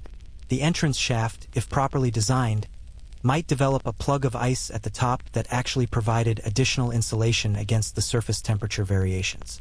The stored items were deeply frozen, utterly static, preserved in a state of cold perfection that would remain unchanged whether you opened the pit tomorrow or didn't open it until March. The management task in deep winter was primarily retrieval, going to the pit as needed, removing what was needed for the household, replacing the cover, returning to the warmth. Retrieval in deep winter had its own practical challenges. Temperatures of -40 or -50 degrees Celsius made any outdoor work a matter of careful preparation and limited duration. The hands that removed the pit cover and reached inside needed to be protected from the cold that both the outside air and the pit interior presented. The items retrieved, a frozen fish, a solid block of horse meat, were carried back to the house as quickly as possible, where they would be thawed near the hearth or, in the case of fish destined for stroganina, kept frozen and prepared directly from the frozen state. The routine of winter retrieval, repeated dozens or hundreds of times over the course of a Yakutian winter, was simply part of the household rhythm, as ordinary and unremarkable as going to fetch water, and as essential. The quantity of food managed through this system over a single winter is worth pausing to appreciate. A household with several adults and children, living through a Yakutian winter that might last effectively from October through April, required an enormous amount of food, particularly given the elevated caloric demands of cold weather living. Estimates of traditional Yakutian caloric intake in winter suggest figures well above what modern sedentary people consume, driven by the thermogenic cost of simply maintaining body temperature and by the physical labor of winter life. A single adult might require 3,000 calories or more per day in the coldest months, which means a family of 5 needed 15,000 calories per day, which over 6 months of winter amounts to somewhere in the vicinity of 2.5 million calories that needed to be sourced, processed, and stored before winter began. That number is not alarming when you break it down into its components: a few hundred kilograms of fish, a quantity of meat, dairy products, berries, other stored plant foods, but it does put the scale of the storage enterprise in perspective. This was not a casual supplementary activity. It was the central economic project of the Saka year, the thing that everything else organized itself around, the reason the fishing had to be done on time and the hunting had to be done on time and the pit had to be ready on time. The permafrost pit wasn't a convenience. It was the architecture of survival. The seasonal round also included a practice that modern food security thinking would recognize as risk diversification. The Saka didn't keep all their reserves in a single storage location. A household might have more than one pit in different locations, partly for practical reasons of access. A pit near the summer camp and a pit near the winter settlement, and partly as insurance against the unlikely but possible scenario of a pit being compromised. A collapsed wall, an unexpectedly warm spring that created drainage problems, a flooding event. Any of these could damage a single pit's contents, and having reserves in more than one location meant that such an event, while serious, was not catastrophic. The geographical distribution of storage also reflected the nomadic and semi-nomadic patterns of some Saka communities, who moved between summer and winter locations and needed food accessible at both ends of that movement. Historians still argue about the degree to which traditional Saka food storage practices influenced the broader Russian approach to food preservation in Siberia, particularly during the early Soviet period when collectivization programs were reshaping food production and storage across the USSR. Some researchers suggest that Soviet agricultural planners who arrived in Yakutia in the 1920s and 1930s were surprised to find a food storage system more reliable and more effective than anything they had brought with them, and that in some areas the collective farms initially continued using traditional permafrost pits simply because no available technology could match their performance. The degree to which this indigenous knowledge was formally acknowledged versus quietly appropriated is a question that sits in the broader context of Soviet relationships with indigenous Siberian peoples, which is a complex and often painful history that the space of tonight's narrative can only gesture toward. What is worth noting is that the knowledge was functional, proven, and in some respects ahead of what formal food science was recommending at the time. The principle of constant cold storage, which food scientists now understand to be superior to cycling temperatures for long-term preservation of animal proteins, was embedded in the Saka permafrost system by default. The principle of anaerobic storage, which modern vacuum sealing technology tries to replicate mechanically, was inherent in the sealed permafrost pit. The principle of storing foods at their natural moisture content rather than drying everything, which preserves nutritional value and flavor better than desiccation for many food types, was what the permafrost made possible by making it unnecessary to dry anything that would be stored in the pit. The seasonal intelligence required to make all of this work, the reading of environmental signs, the timing decisions, the management of transitional risks, the organizational planning that went into loading and retrieving a family's winter food supply, was not the work of one person or one generation. It was a collective, cumulative, living body of knowledge, updated season by season and generation by generation, refined by the particular conditions of each location and each year, and maintained in the memories and practices of the community rather than in any written record. That knowledge is its own kind of preservation, colder than any pit in its way, colder because it is the distillation of everything that worked, freed from the particulars of any single season or any single failure, held in the living practice of a people who understood that what they knew about the ground and the cold and the food and the seasons was not separate from who they were, but constitutive of it. You feel the rhythm of it now, perhaps. The long, careful autumn, the deep, steady winter, the watching spring, the pit waiting in the hillside, holding everything you need, patient as the ground itself. There is a moment in the excavation of a new permafrost storage pit, or so various accounts from Saka elders and ethnographers suggest, when the work pauses. Not because anyone is tired, not because the ground has become particularly resistant, but because the digger has reached a depth where the earth changes character. The soft, seasonally worked soil of the active layer gives way to something harder, colder, and older, and that transition is not purely physical. It marks a crossing of a threshold that the Saka understood in terms that went well beyond soil mechanics. You are no longer digging into ordinary earth. You are entering the domain of something that was here before you, something that will be here after you, something that operates on a timescale so different from human life that the relationship between you and it requires acknowledgement. You pause. You recognize what you are entering, and then you continue carefully. The spiritual life woven around permafrost food storage in Yakutia is not a separate thing from the practical life. Not a ritual layer added on top of a technical process the way some cultures append religious ceremony to activities that are otherwise purely functional. In the traditional Saka worldview, which is rooted in a belief system called Tengrism or, in its more specifically Saka form, i.e., the distinction between practical and spiritual was not drawn in the same place that a modern secular framework would draw it. The world was animate. The ground had agency. The cold had personality, in the sense that it responded to how it was treated, and treating it well, with respect, with acknowledgement, with the proper observances, was not separate from understanding it and working with it effectively. It was part of understanding it and working with it effectively. The Saka cosmology recognized a layered universe.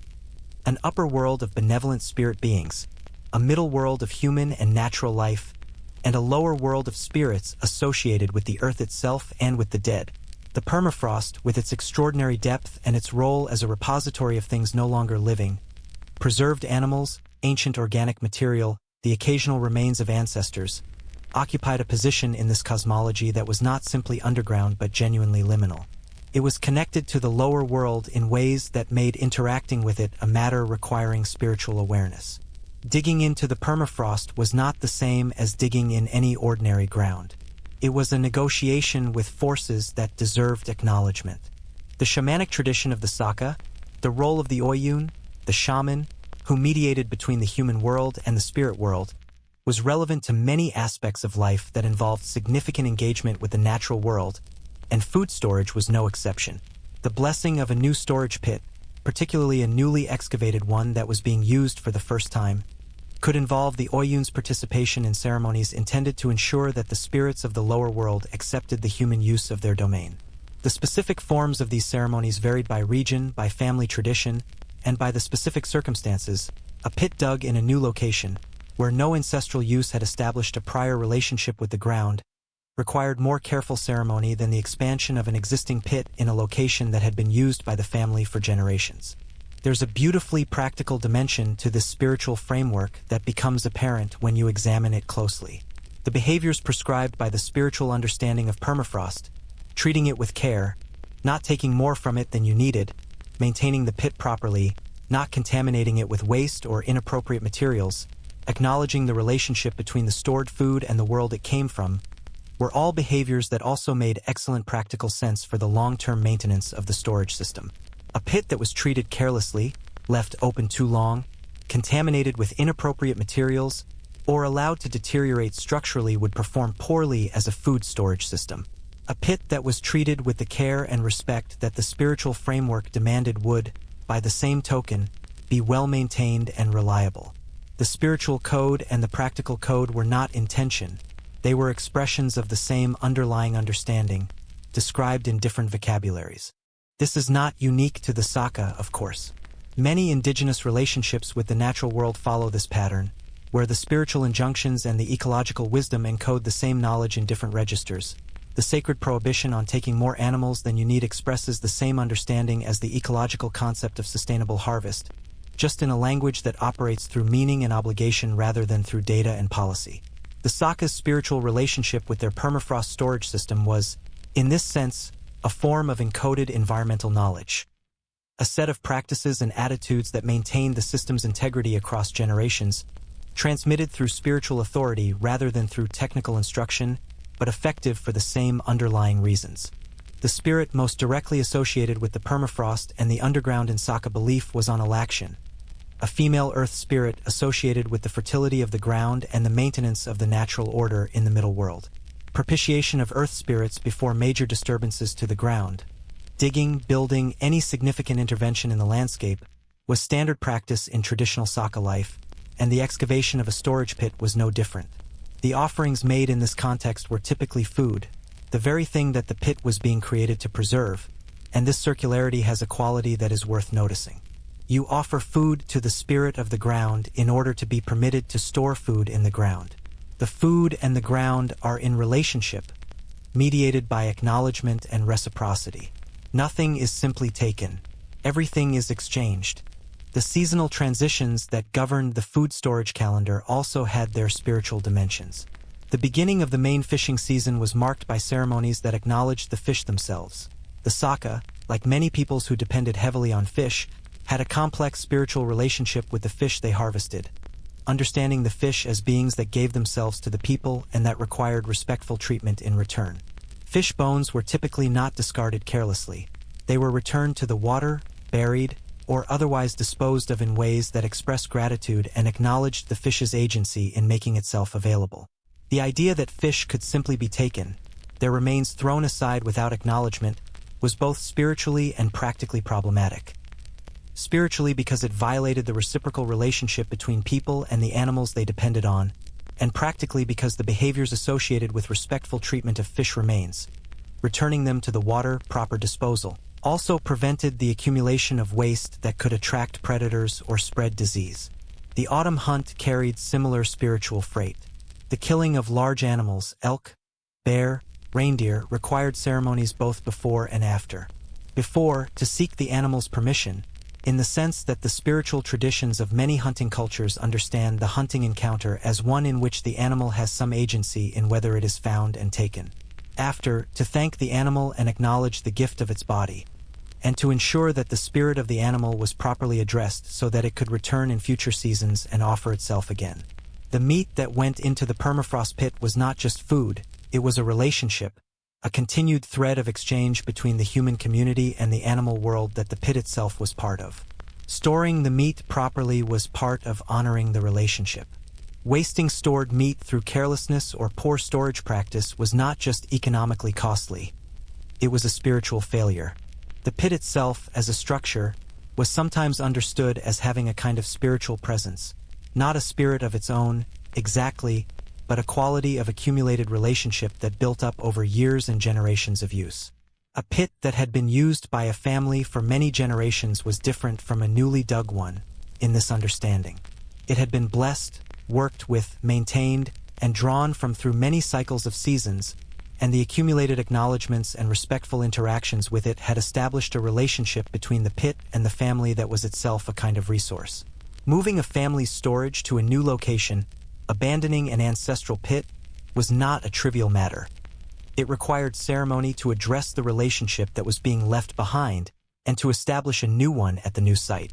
A quirky detail that appears in some ethnographic accounts of Saka food storage practice involves the use of specific plant materials in the storage pit, not for insulation or for moisture management, though those might have been secondary benefits, but as spiritual protections. Certain plants associated in Saka tradition with purification and protection were placed in the pit or burned at its entrance, their smoke directed into the chamber, in practices that parallel the use of smudging or incensing in other spiritual traditions. The specific plants used varied by region and family tradition, but the principle was consistent. The pit needed to be not just physically clean but spiritually clean, free from any influences that might compromise the food or the relationship between the family and the underground space they were using. The relationship between the living and the dead also intersected with the permafrost in ways that shaped Saka's spiritual understanding of the ground.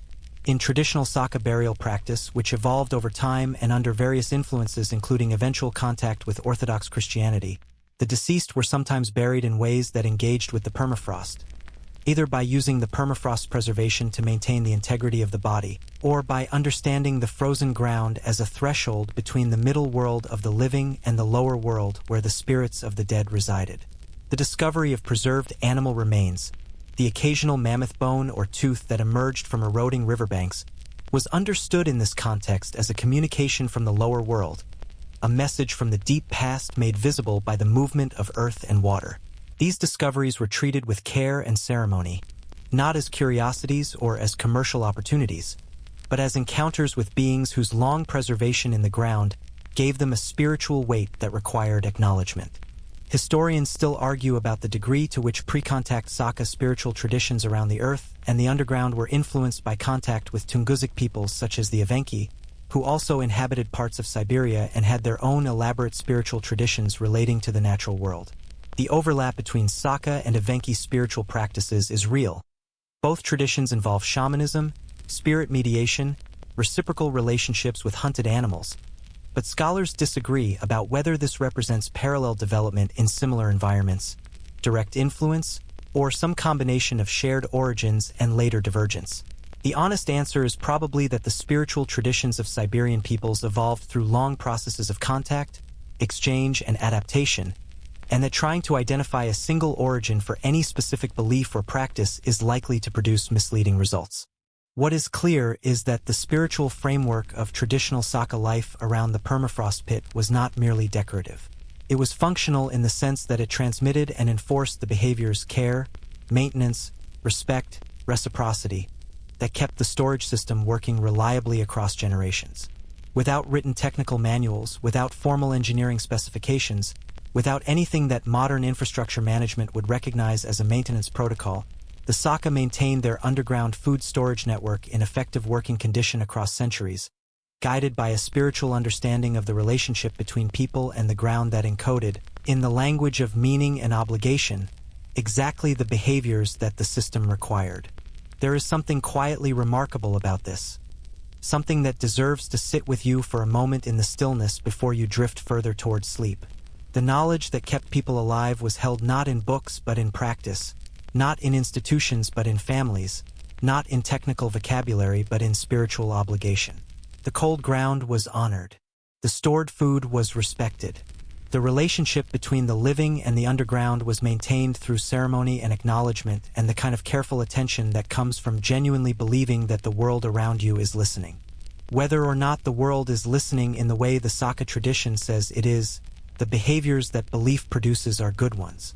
They are careful. They are reciprocal. They are oriented toward the long term rather than the immediate advantage. They maintain rather than exploit. They acknowledge debt and obligation rather than assuming that the world's resources are simply there for the taking. In a modern world that is increasingly asking itself how to develop a more sustainable relationship with the natural systems that support it, the Saka spiritual framework around permafrost food storage looks less like an archaic belief system and more like an advanced one. A sophisticated set of values encoded in the language available to the people who held them, doing the work that values are supposed to do, orienting behavior toward outcomes that are good not just for the individual in the immediate moment but for the community across time. The pit holds because the relationship holds. And the relationship holds because people understood, at every level available to them, practical, ecological, spiritual, that the cold ground was not merely a resource to be used but a partner to be honored. Let that rest with you now. Let it drift down, like cold settling through earth, layer by layer, finding its depth. The ground beneath Yakutia holds more than food. It holds time. And in that time, as we're about to discover, there are creatures that will make your storage pit seem very modest indeed. Somewhere in Yakutia, probably within the next few years if the current trajectory continues, a riverbank is going to collapse. This is not a dramatic prediction. It is simply a description of something that happens regularly along the eroding edges of Siberian rivers, where the permafrost that forms the bank is gradually undermined by flowing water until a section gives way and slides into the current, exposing a cross-section of frozen earth that has not seen daylight in a very long time. When these collapses happen, they reveal things. Sometimes just sediment, ancient peat, the compressed remnants of vegetation from a different climate era. But sometimes, and this is where the story gets genuinely astonishing, they reveal something larger. A tusk, curving out of the exposed face like a question mark. A patch of reddish-brown hair, still attached to skin. A foot, enormous and intact, the toenails still present, the proportions recognizable immediately as belonging to something that no longer walks the earth. The woolly mammoth and the Yakutian permafrost are inseparable parts of the same story, and that story intersects with the human food storage tradition in ways that are sometimes direct and sometimes more oblique but always illuminating. The permafrost that the Saka have been using for millennia to preserve their food is the same permafrost that has been preserving mammoth carcasses for tens of thousands of years. The principle is identical. The cold is the same cold. The chemistry is the same chemistry. What the Saka discovered empirically, that this ground keeps organic material in extraordinary condition across extraordinary time spans, the mammoths demonstrate on a scale that is difficult to fully absorb. The most famous preserved mammoth discoveries in Yakutia read like a catalogue of the improbable made real. The Berezovka mammoth, found in 1900 in the Kolyma River region, was so well preserved that the expedition sent to retrieve it reported that the flesh, while not edible in the way fresh meat is edible, was recognizable as muscle tissue, with the fibrous structure still visible, the color not entirely unlike meat. They found undigested food in its mouth. The mammoth had been chewing when it died or shortly before. The buttercups and grasses it was eating have been identified, which means we know what the vegetation of Pleistocene Siberia looked like in the specific season when this particular animal died, with a specificity that defies the scale of the time involved. The Luba mammoth, discovered in 2007 on the Yamal Peninsula, which is technically west of Yakutia but in the same permafrost zone, is perhaps the most extraordinary preservation on record. A baby mammoth, approximately 1 month old when she died around 42,000 years ago. She is so completely preserved that her eyes are intact, her trunk is intact, her skin is intact, and the soft tissue of her internal organs has been preserved well enough for detailed scientific analysis. She has eyelashes. Scientists were able to determine from an analysis of her stomach contents that she had been nursing, and from analysis of her tissues that she likely died by suffocation, possibly falling into mud that then froze around her, the permafrost claiming her within days or weeks of her death and holding her exactly as she was for 42 millennia. Think about that in the context of the Saka storage pit. The same ground that holds a family's winter fish for 6 months has held a baby mammoth, in almost perfect condition, for 42,000 years. The difference is not in the principle of preservation, it's only in the duration. The permafrost doesn't distinguish between a Saka household's supply of omul and a Pleistocene megafauna infant. It treats them both with the same impartial, thorough, extraordinary cold. Time is irrelevant to the permafrost. It has no concept of 6 months versus 42,000 years. Cold is cold. Preservation is preservation. The system works at any scale you apply it to. The scientific value of permafrost-preserved mammoths has exploded in recent decades as the tools available to analyze ancient biological material have become more powerful. Genomic sequencing technology has advanced to the point where researchers have been able to reconstruct substantial portions of the woolly mammoth genome from permafrost-preserved tissue, and the ongoing Colossal Biosciences Project, a private venture that has attracted both serious scientific credibility and a great deal of media excitement, is actively working toward the de-extinction of the mammoth, or more precisely toward the creation of a cold-adapted elephant hybrid with mammoth-like traits that could potentially be introduced to the Siberian tundra. The scientific debates around this project are vigorous and genuinely interesting. Questions about ecosystem readiness, about the welfare of animals created for a purpose, about the ethics of species recreation, about whether the resulting animal would actually be a mammoth in any meaningful sense or simply a heavily modified Asian elephant. Historians still argue whether the intellectual genealogy of the de-extinction movement owes more to conservation biology or to a techno-optimist discomfort with irreversibility, the sense that extinction, like other forms of loss, ought to be reversible if we're clever enough. The mammoth discoveries also intersect with the Saka food storage tradition in a way that is considerably more direct and considerably more recent than the Pleistocene.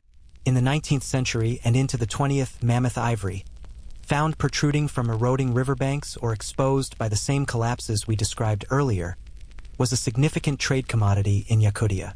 Russian traders and eventually international ivory markets created demand for the ancient tusks, which were indistinguishable in quality from the ivory of living elephants and were perfectly legal to trade since they came from extinct animals. The Saka and other Siberian peoples who found and collected mammoth ivory participated in this trade, and the income it generated was a real part of the regional economy. Even today, Yakutia produces a significant proportion of the world's legally traded ivory, all of it from mammoths found in the permafrost, and the trade has become more significant as the elephant ivory trade has been increasingly restricted globally. But the mammoth connection goes deeper than ivory and de-extinction projects.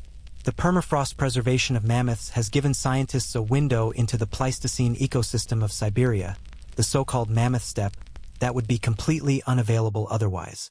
The mammoth steppe was one of the most productive grassland ecosystems in Earth's history.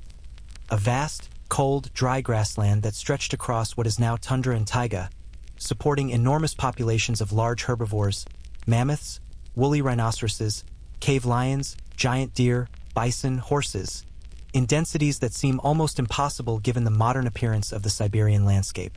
The preserved stomach contents, feces, and plant material found with permafrost mammoths have allowed paleoecologists to reconstruct this vanished ecosystem with a level of detail that is genuinely unprecedented in paleontology. This matters for the food storage story because it provides context for what the Saka were working with when they arrived in Yakutia. The landscape they entered was not the primordial ecosystem of the mammoth steppe that had ended roughly 10,000 years earlier, replaced by the tundra and taiga that characterize the region today, but it was shaped by that previous ecosystem in ways that were still visible in the soil, in the structure of the permafrost, in the distribution of the vegetation. The rich organic material in the upper permafrost layers, the stuff that makes northern soils dark and fertile where they occur, is largely decomposed mammoth steppe vegetation, the accumulated biomass of that vanished grassland ecosystem preserved in the permafrost and slowly releasing its nutrients as the active layer thaws and refreezes each year. The Saka were, in a sense, farming a legacy of the Pleistocene, their short summer agriculture and their animal husbandry supported by soils whose richness derived from a world that had ended thousands of years before they arrived. The connection between modern permafrost science and the Saka food storage tradition became particularly visible and particularly concerning in the context of recent research on what permafrost contains beyond food scraps and mammoth remains. The permafrost is an enormous carbon reservoir, storing organic material that has been accumulating and freezing since the Pleistocene, and that carbon, in the form of ancient plant and animal matter, represents a potential source of greenhouse gas emissions if the permafrost thaws. The numbers involved are genuinely alarming. Estimates suggest that the permafrost of the northern hemisphere contains somewhere between 1,500 and 2,000 billion tons of organic carbon, roughly twice as much carbon as is currently in the atmosphere. If even a fraction of this is released as the permafrost thaws, converted to carbon dioxide and methane by microbial activity in newly thawed soil, the effect on the global climate would be significant and, critically, largely self-reinforcing. Warming thaws permafrost, which releases carbon, which causes more warming, which thaws more permafrost. This feedback loop is one of the more discussed and more sobering topics in climate science, and its implications for Yakutia, and for the food storage tradition we've been exploring all evening, are direct and serious. The temperatures in Yakutia are rising. This is not a controversial statement. The measurements are clear, the trend is unambiguous, and the Arctic and subarctic regions are warming at 2 to 3 times the global average rate, a phenomenon called Arctic amplification that results from a combination of factors including changes in sea ice coverage and alterations in atmospheric circulation patterns. In Yakutia, mean annual temperatures have increased by several degrees Celsius over the past few decades, and the active layer, that critical seasonal thaw zone above the permafrost, is deepening. In some areas, permafrost that has been continuous and stable for thousands of years is developing thaw zones, gaps in the continuity of the frozen ground that alter drainage patterns, cause surface subsidence, and compromise the structural integrity of anything built on or in the permafrost, including storage pits. The thermokarst landscape that results from permafrost thaw, those distinctive pockmarked, hummocky surfaces with irregular lakes and depressions, is expanding in Yakutia, visible in satellite imagery that spans the past few decades. The frozen faces of riverbeds that once held ancient mammoth bones are collapsing at accelerating rates, releasing not just spectacular paleontological specimens but vast quantities of previously frozen organic material into river systems, altering water chemistry, and contributing to the carbon feedback cycle. In Yakutsk itself, buildings that were engineered for permafrost conditions are showing stress as the ground beneath them becomes less reliably frozen, and the engineering challenges of building and maintaining infrastructure in a warming permafrost environment are increasingly prominent in Russian civil engineering and urban planning discussions. For the permafrost food storage tradition specifically, the implications are mixed and location-dependent. In areas where permafrost was already relatively shallow and the warming has been most pronounced, traditional storage pits that worked reliably for generations are now less reliable. The depth required to reach stable frozen ground has increased as the active layer deepens, and some traditional pit sites that were ideal under previous climate conditions are now problematic. Families that have maintained pits in specific locations for generations are finding that those pits need to go deeper, need more careful management, or in some cases are no longer in the right place.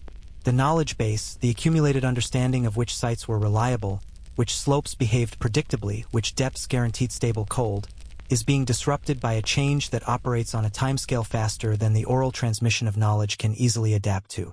There is a particular and somewhat tragic irony in this situation.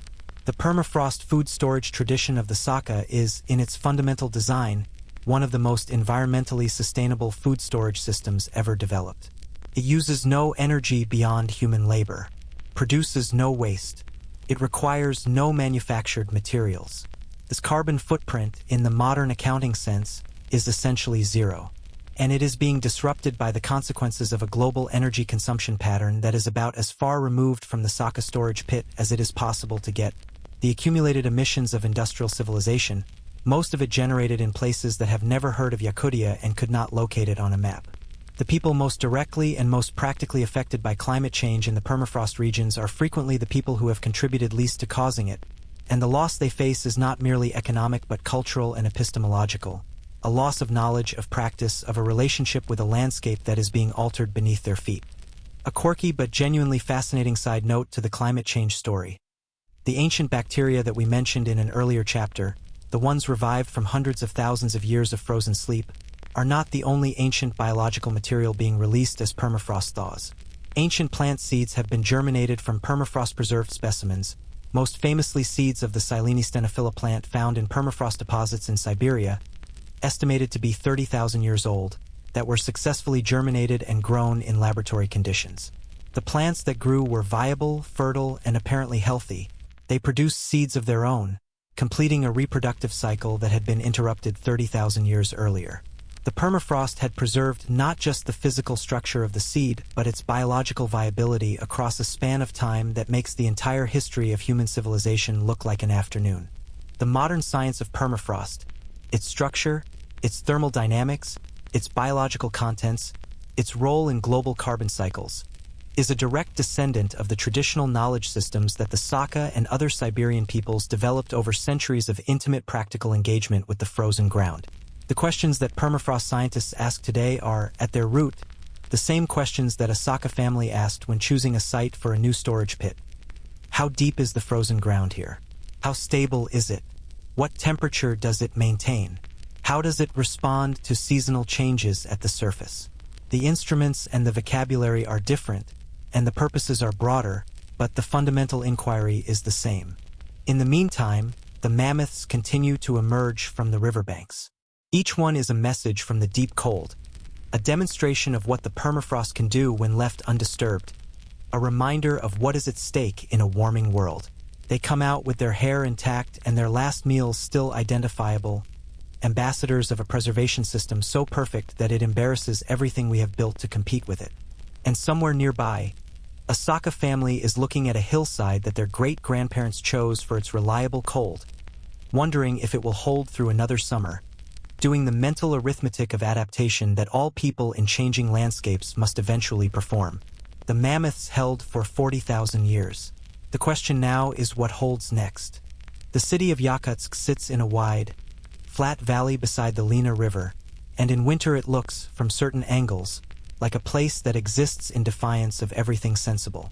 The buildings rise from the frozen ground on concrete stilts, a design solution that looks eccentric until you understand the reason, which is that a heated building placed directly on permafrost will warm the ground beneath it, causing it to thaw and soften and eventually shift, tilting and settling in ways that are structurally catastrophic. The stilts allow cold air to circulate beneath the building, maintaining the permafrost at its natural temperature, while the building above it remains warm. It is an engineering solution that is simultaneously high-tech and deeply traditional. The same principle, the same respect for the nature of the frozen ground, that informed the design of a storage pit entrance 200 years ago. You keep the cold where the cold belongs, and you build your warm life above it, and the relationship between the two remains stable. Walking through Yakutsk in January, which very few people outside of Russia do voluntarily, but stay with the image, you encounter a city that has adapted to its environment with the same practical thoroughness that characterizes everything about life in this region. The cars have engine heaters plugged into outdoor electrical outlets the way cars in milder climates have windshield wipers. It's just what you do here, it's infrastructure. It's the baseline requirement of keeping a machine functional in conditions that machines were not originally designed for. The people are dressed in layers that make them look substantially larger than they are, moving with the purposeful economy of motion that cold weather produces. No dawdling, no casual strolling, every outdoor exposure minimized to exactly what is necessary and not 1 second more. The air, in deep January, is so cold and so still that sounds carry with unusual clarity, and the city has a particular winter acoustic quality. Sharp, clean, slightly surreal, that people who have experienced it tend to remember with a vividness disproportionate to the objective significance of the sensation. And in the city, and in the villages scattered across the vast republic that surrounds it, the permafrost food storage tradition continues. Not in a museum, not as a heritage demonstration for tourists, not as a romantic throwback to traditional life performed for the benefit of outside observers. It continues as a living practice, adapted and modified by modern conditions but fundamentally intact, because the logic that produced it has not changed. The ground is still frozen. The food that goes into it still benefits from that cold in exactly the ways it always has. The advantages of permafrost storage over mechanical refrigeration, the stability, the reliability, the extraordinary preservation quality, the zero operating cost, have not been diminished by the passage of time or by the availability of alternatives. The alternatives are useful. They are not superior. Modern Yakutian households typically use a combination of approaches to food storage that would be immediately recognizable in their logic to a Saka household of 300 years ago, even if the specific technologies involved would not. A chest freezer in the kitchen handles items for immediate use, the The day-to-day frozen food that needs to be accessible at any moment, in the kind of convenient proximity that a permafrost pit 20 meters from the house cannot provide. But for bulk storage, for the serious winter reserves, for the large quantities of fish and meat that are still a fundamental part of the Yakutian diet, the permafrost pit, or its modern equivalent, remains the preferred solution. The modern equivalent of the traditional buluis is sometimes called a lednikovnik, a cold cellar that takes advantage of the permafrost, and in contemporary form it may have a concrete line shaft, a metal hatch, better drainage engineering, and electric lighting inside, but its fundamental principle is unchanged. You go down into the frozen ground, you store things there, and the frozen ground keeps them. The permafrost does the work. You just manage the access. Families maintain these structures with the same multi-generational continuity that characterized traditional pit maintenance. A family's lednikovnik is part of their property in a very fundamental sense, as important to their food security as their kitchen, maintained and improved across generations. In rural communities, the connection to traditional practice is more direct still. In settlements where the infrastructure of urban life, reliable electricity, well-stocked shops, delivery supply chains, is either absent or unreliable, the permafrost pit is not a charming tradition. It is the food security system, and it functions as it always has. The fish are still pulled from the rivers in their seasons. The meat is still prepared and portioned in autumn. The berries are still gathered with the urgency of people who understand exactly what those buckets of cloudberries and lingonberries mean for the vitamin profile of the coming winter. And everything goes into the ground, into the reliable cold, into the same relationship with the frozen earth that Saka families have maintained for as long as anyone can trace the practice. The young people of Yakutia occupy an interesting position in this story. Like young people everywhere, they are part of a global culture that often values the new over the old and that communicates across distances in ways that make local knowledge feel less uniquely precious than it once did. A teenager in Yakutsk has access to the same social media platforms and the same cultural references as a teenager in Seoul or Sao Paulo, and the specific local knowledge of their grandparents, which hillside holds the most reliable permafrost, how to read the ice on the Lena for fishing timing, how to prepare a stroganina of omel in the traditional way, may feel remote from the rhythms of their daily life. This is not a crisis unique to Yakutia. It is a version of a tension that plays out in every culture that is navigating the transition between traditional knowledge systems and modern global life. But something interesting is happening in Yakutia that complicates the simple narrative of tradition fading under the pressure of modernity. The traditional knowledge of permafrost management, practical, ecological, deeply specific to this landscape, is becoming more valued, not less, as the consequences of climate change make the questions it addresses more urgent. Young Yakutian scientists, trained in universities in Russia and abroad, are returning to the Republic and finding that the questions their grandparents could answer about the behavior of the frozen ground are precisely the questions that global climate science needs answered. The traditional ecological knowledge of Saka elders, their observational records of where the ground used to freeze and where it now stays soft, of how the seasons have shifted, of which plant species are moving into new areas and which are retreating, is being incorporated into scientific research programs that recognize its value as long-term observational data that no instrumental record can fully replace. There is something quietly triumphant about this development, though triumphant is perhaps too loud a word for something that is happening with the undramatic steadiness of good practical knowledge being recognized for what it is. The knowledge that was accumulated over centuries of living with the permafrost, transmitted through families and communities in the practical language of doing rather than the formal language of documentation, is proving to be genuinely scientifically valuable in ways that give it new relevance precisely at the moment when its traditional context is under the most pressure. The permafrost storage tradition is not just a historical curiosity. It is a living body of environmental knowledge that is informing modern science at the same time that modern science is trying to understand and preserve it. The cuisine of Yakutia, meanwhile, continues to carry the permafrost tradition in its flavors and its logic. Stroganina remains a staple and a point of cultural pride. When Yakutians living outside the Republic describe what they miss most about home, Stroganina is reliably near the top of the list, because it cannot be properly made without the right fish and the right cold, and neither of those things is readily available in Moscow or St. Petersburg.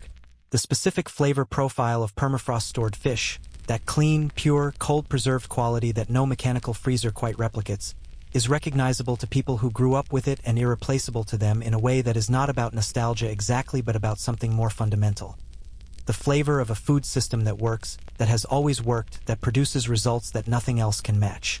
Traditional Yakutian food festivals and cultural events increasingly celebrate permafrost cuisine as a marker of regional identity and as an assertion of the value of indigenous knowledge in a world that has sometimes been slow to recognize it.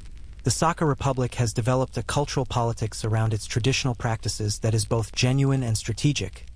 Genuine in that the connection to traditional food culture is real and meaningful for the people involved. Strategic in that asserting the value of that culture is a way of asserting the value of the people and their relationship to their land in the context of a larger Russian state that has not always prioritized indigenous perspectives.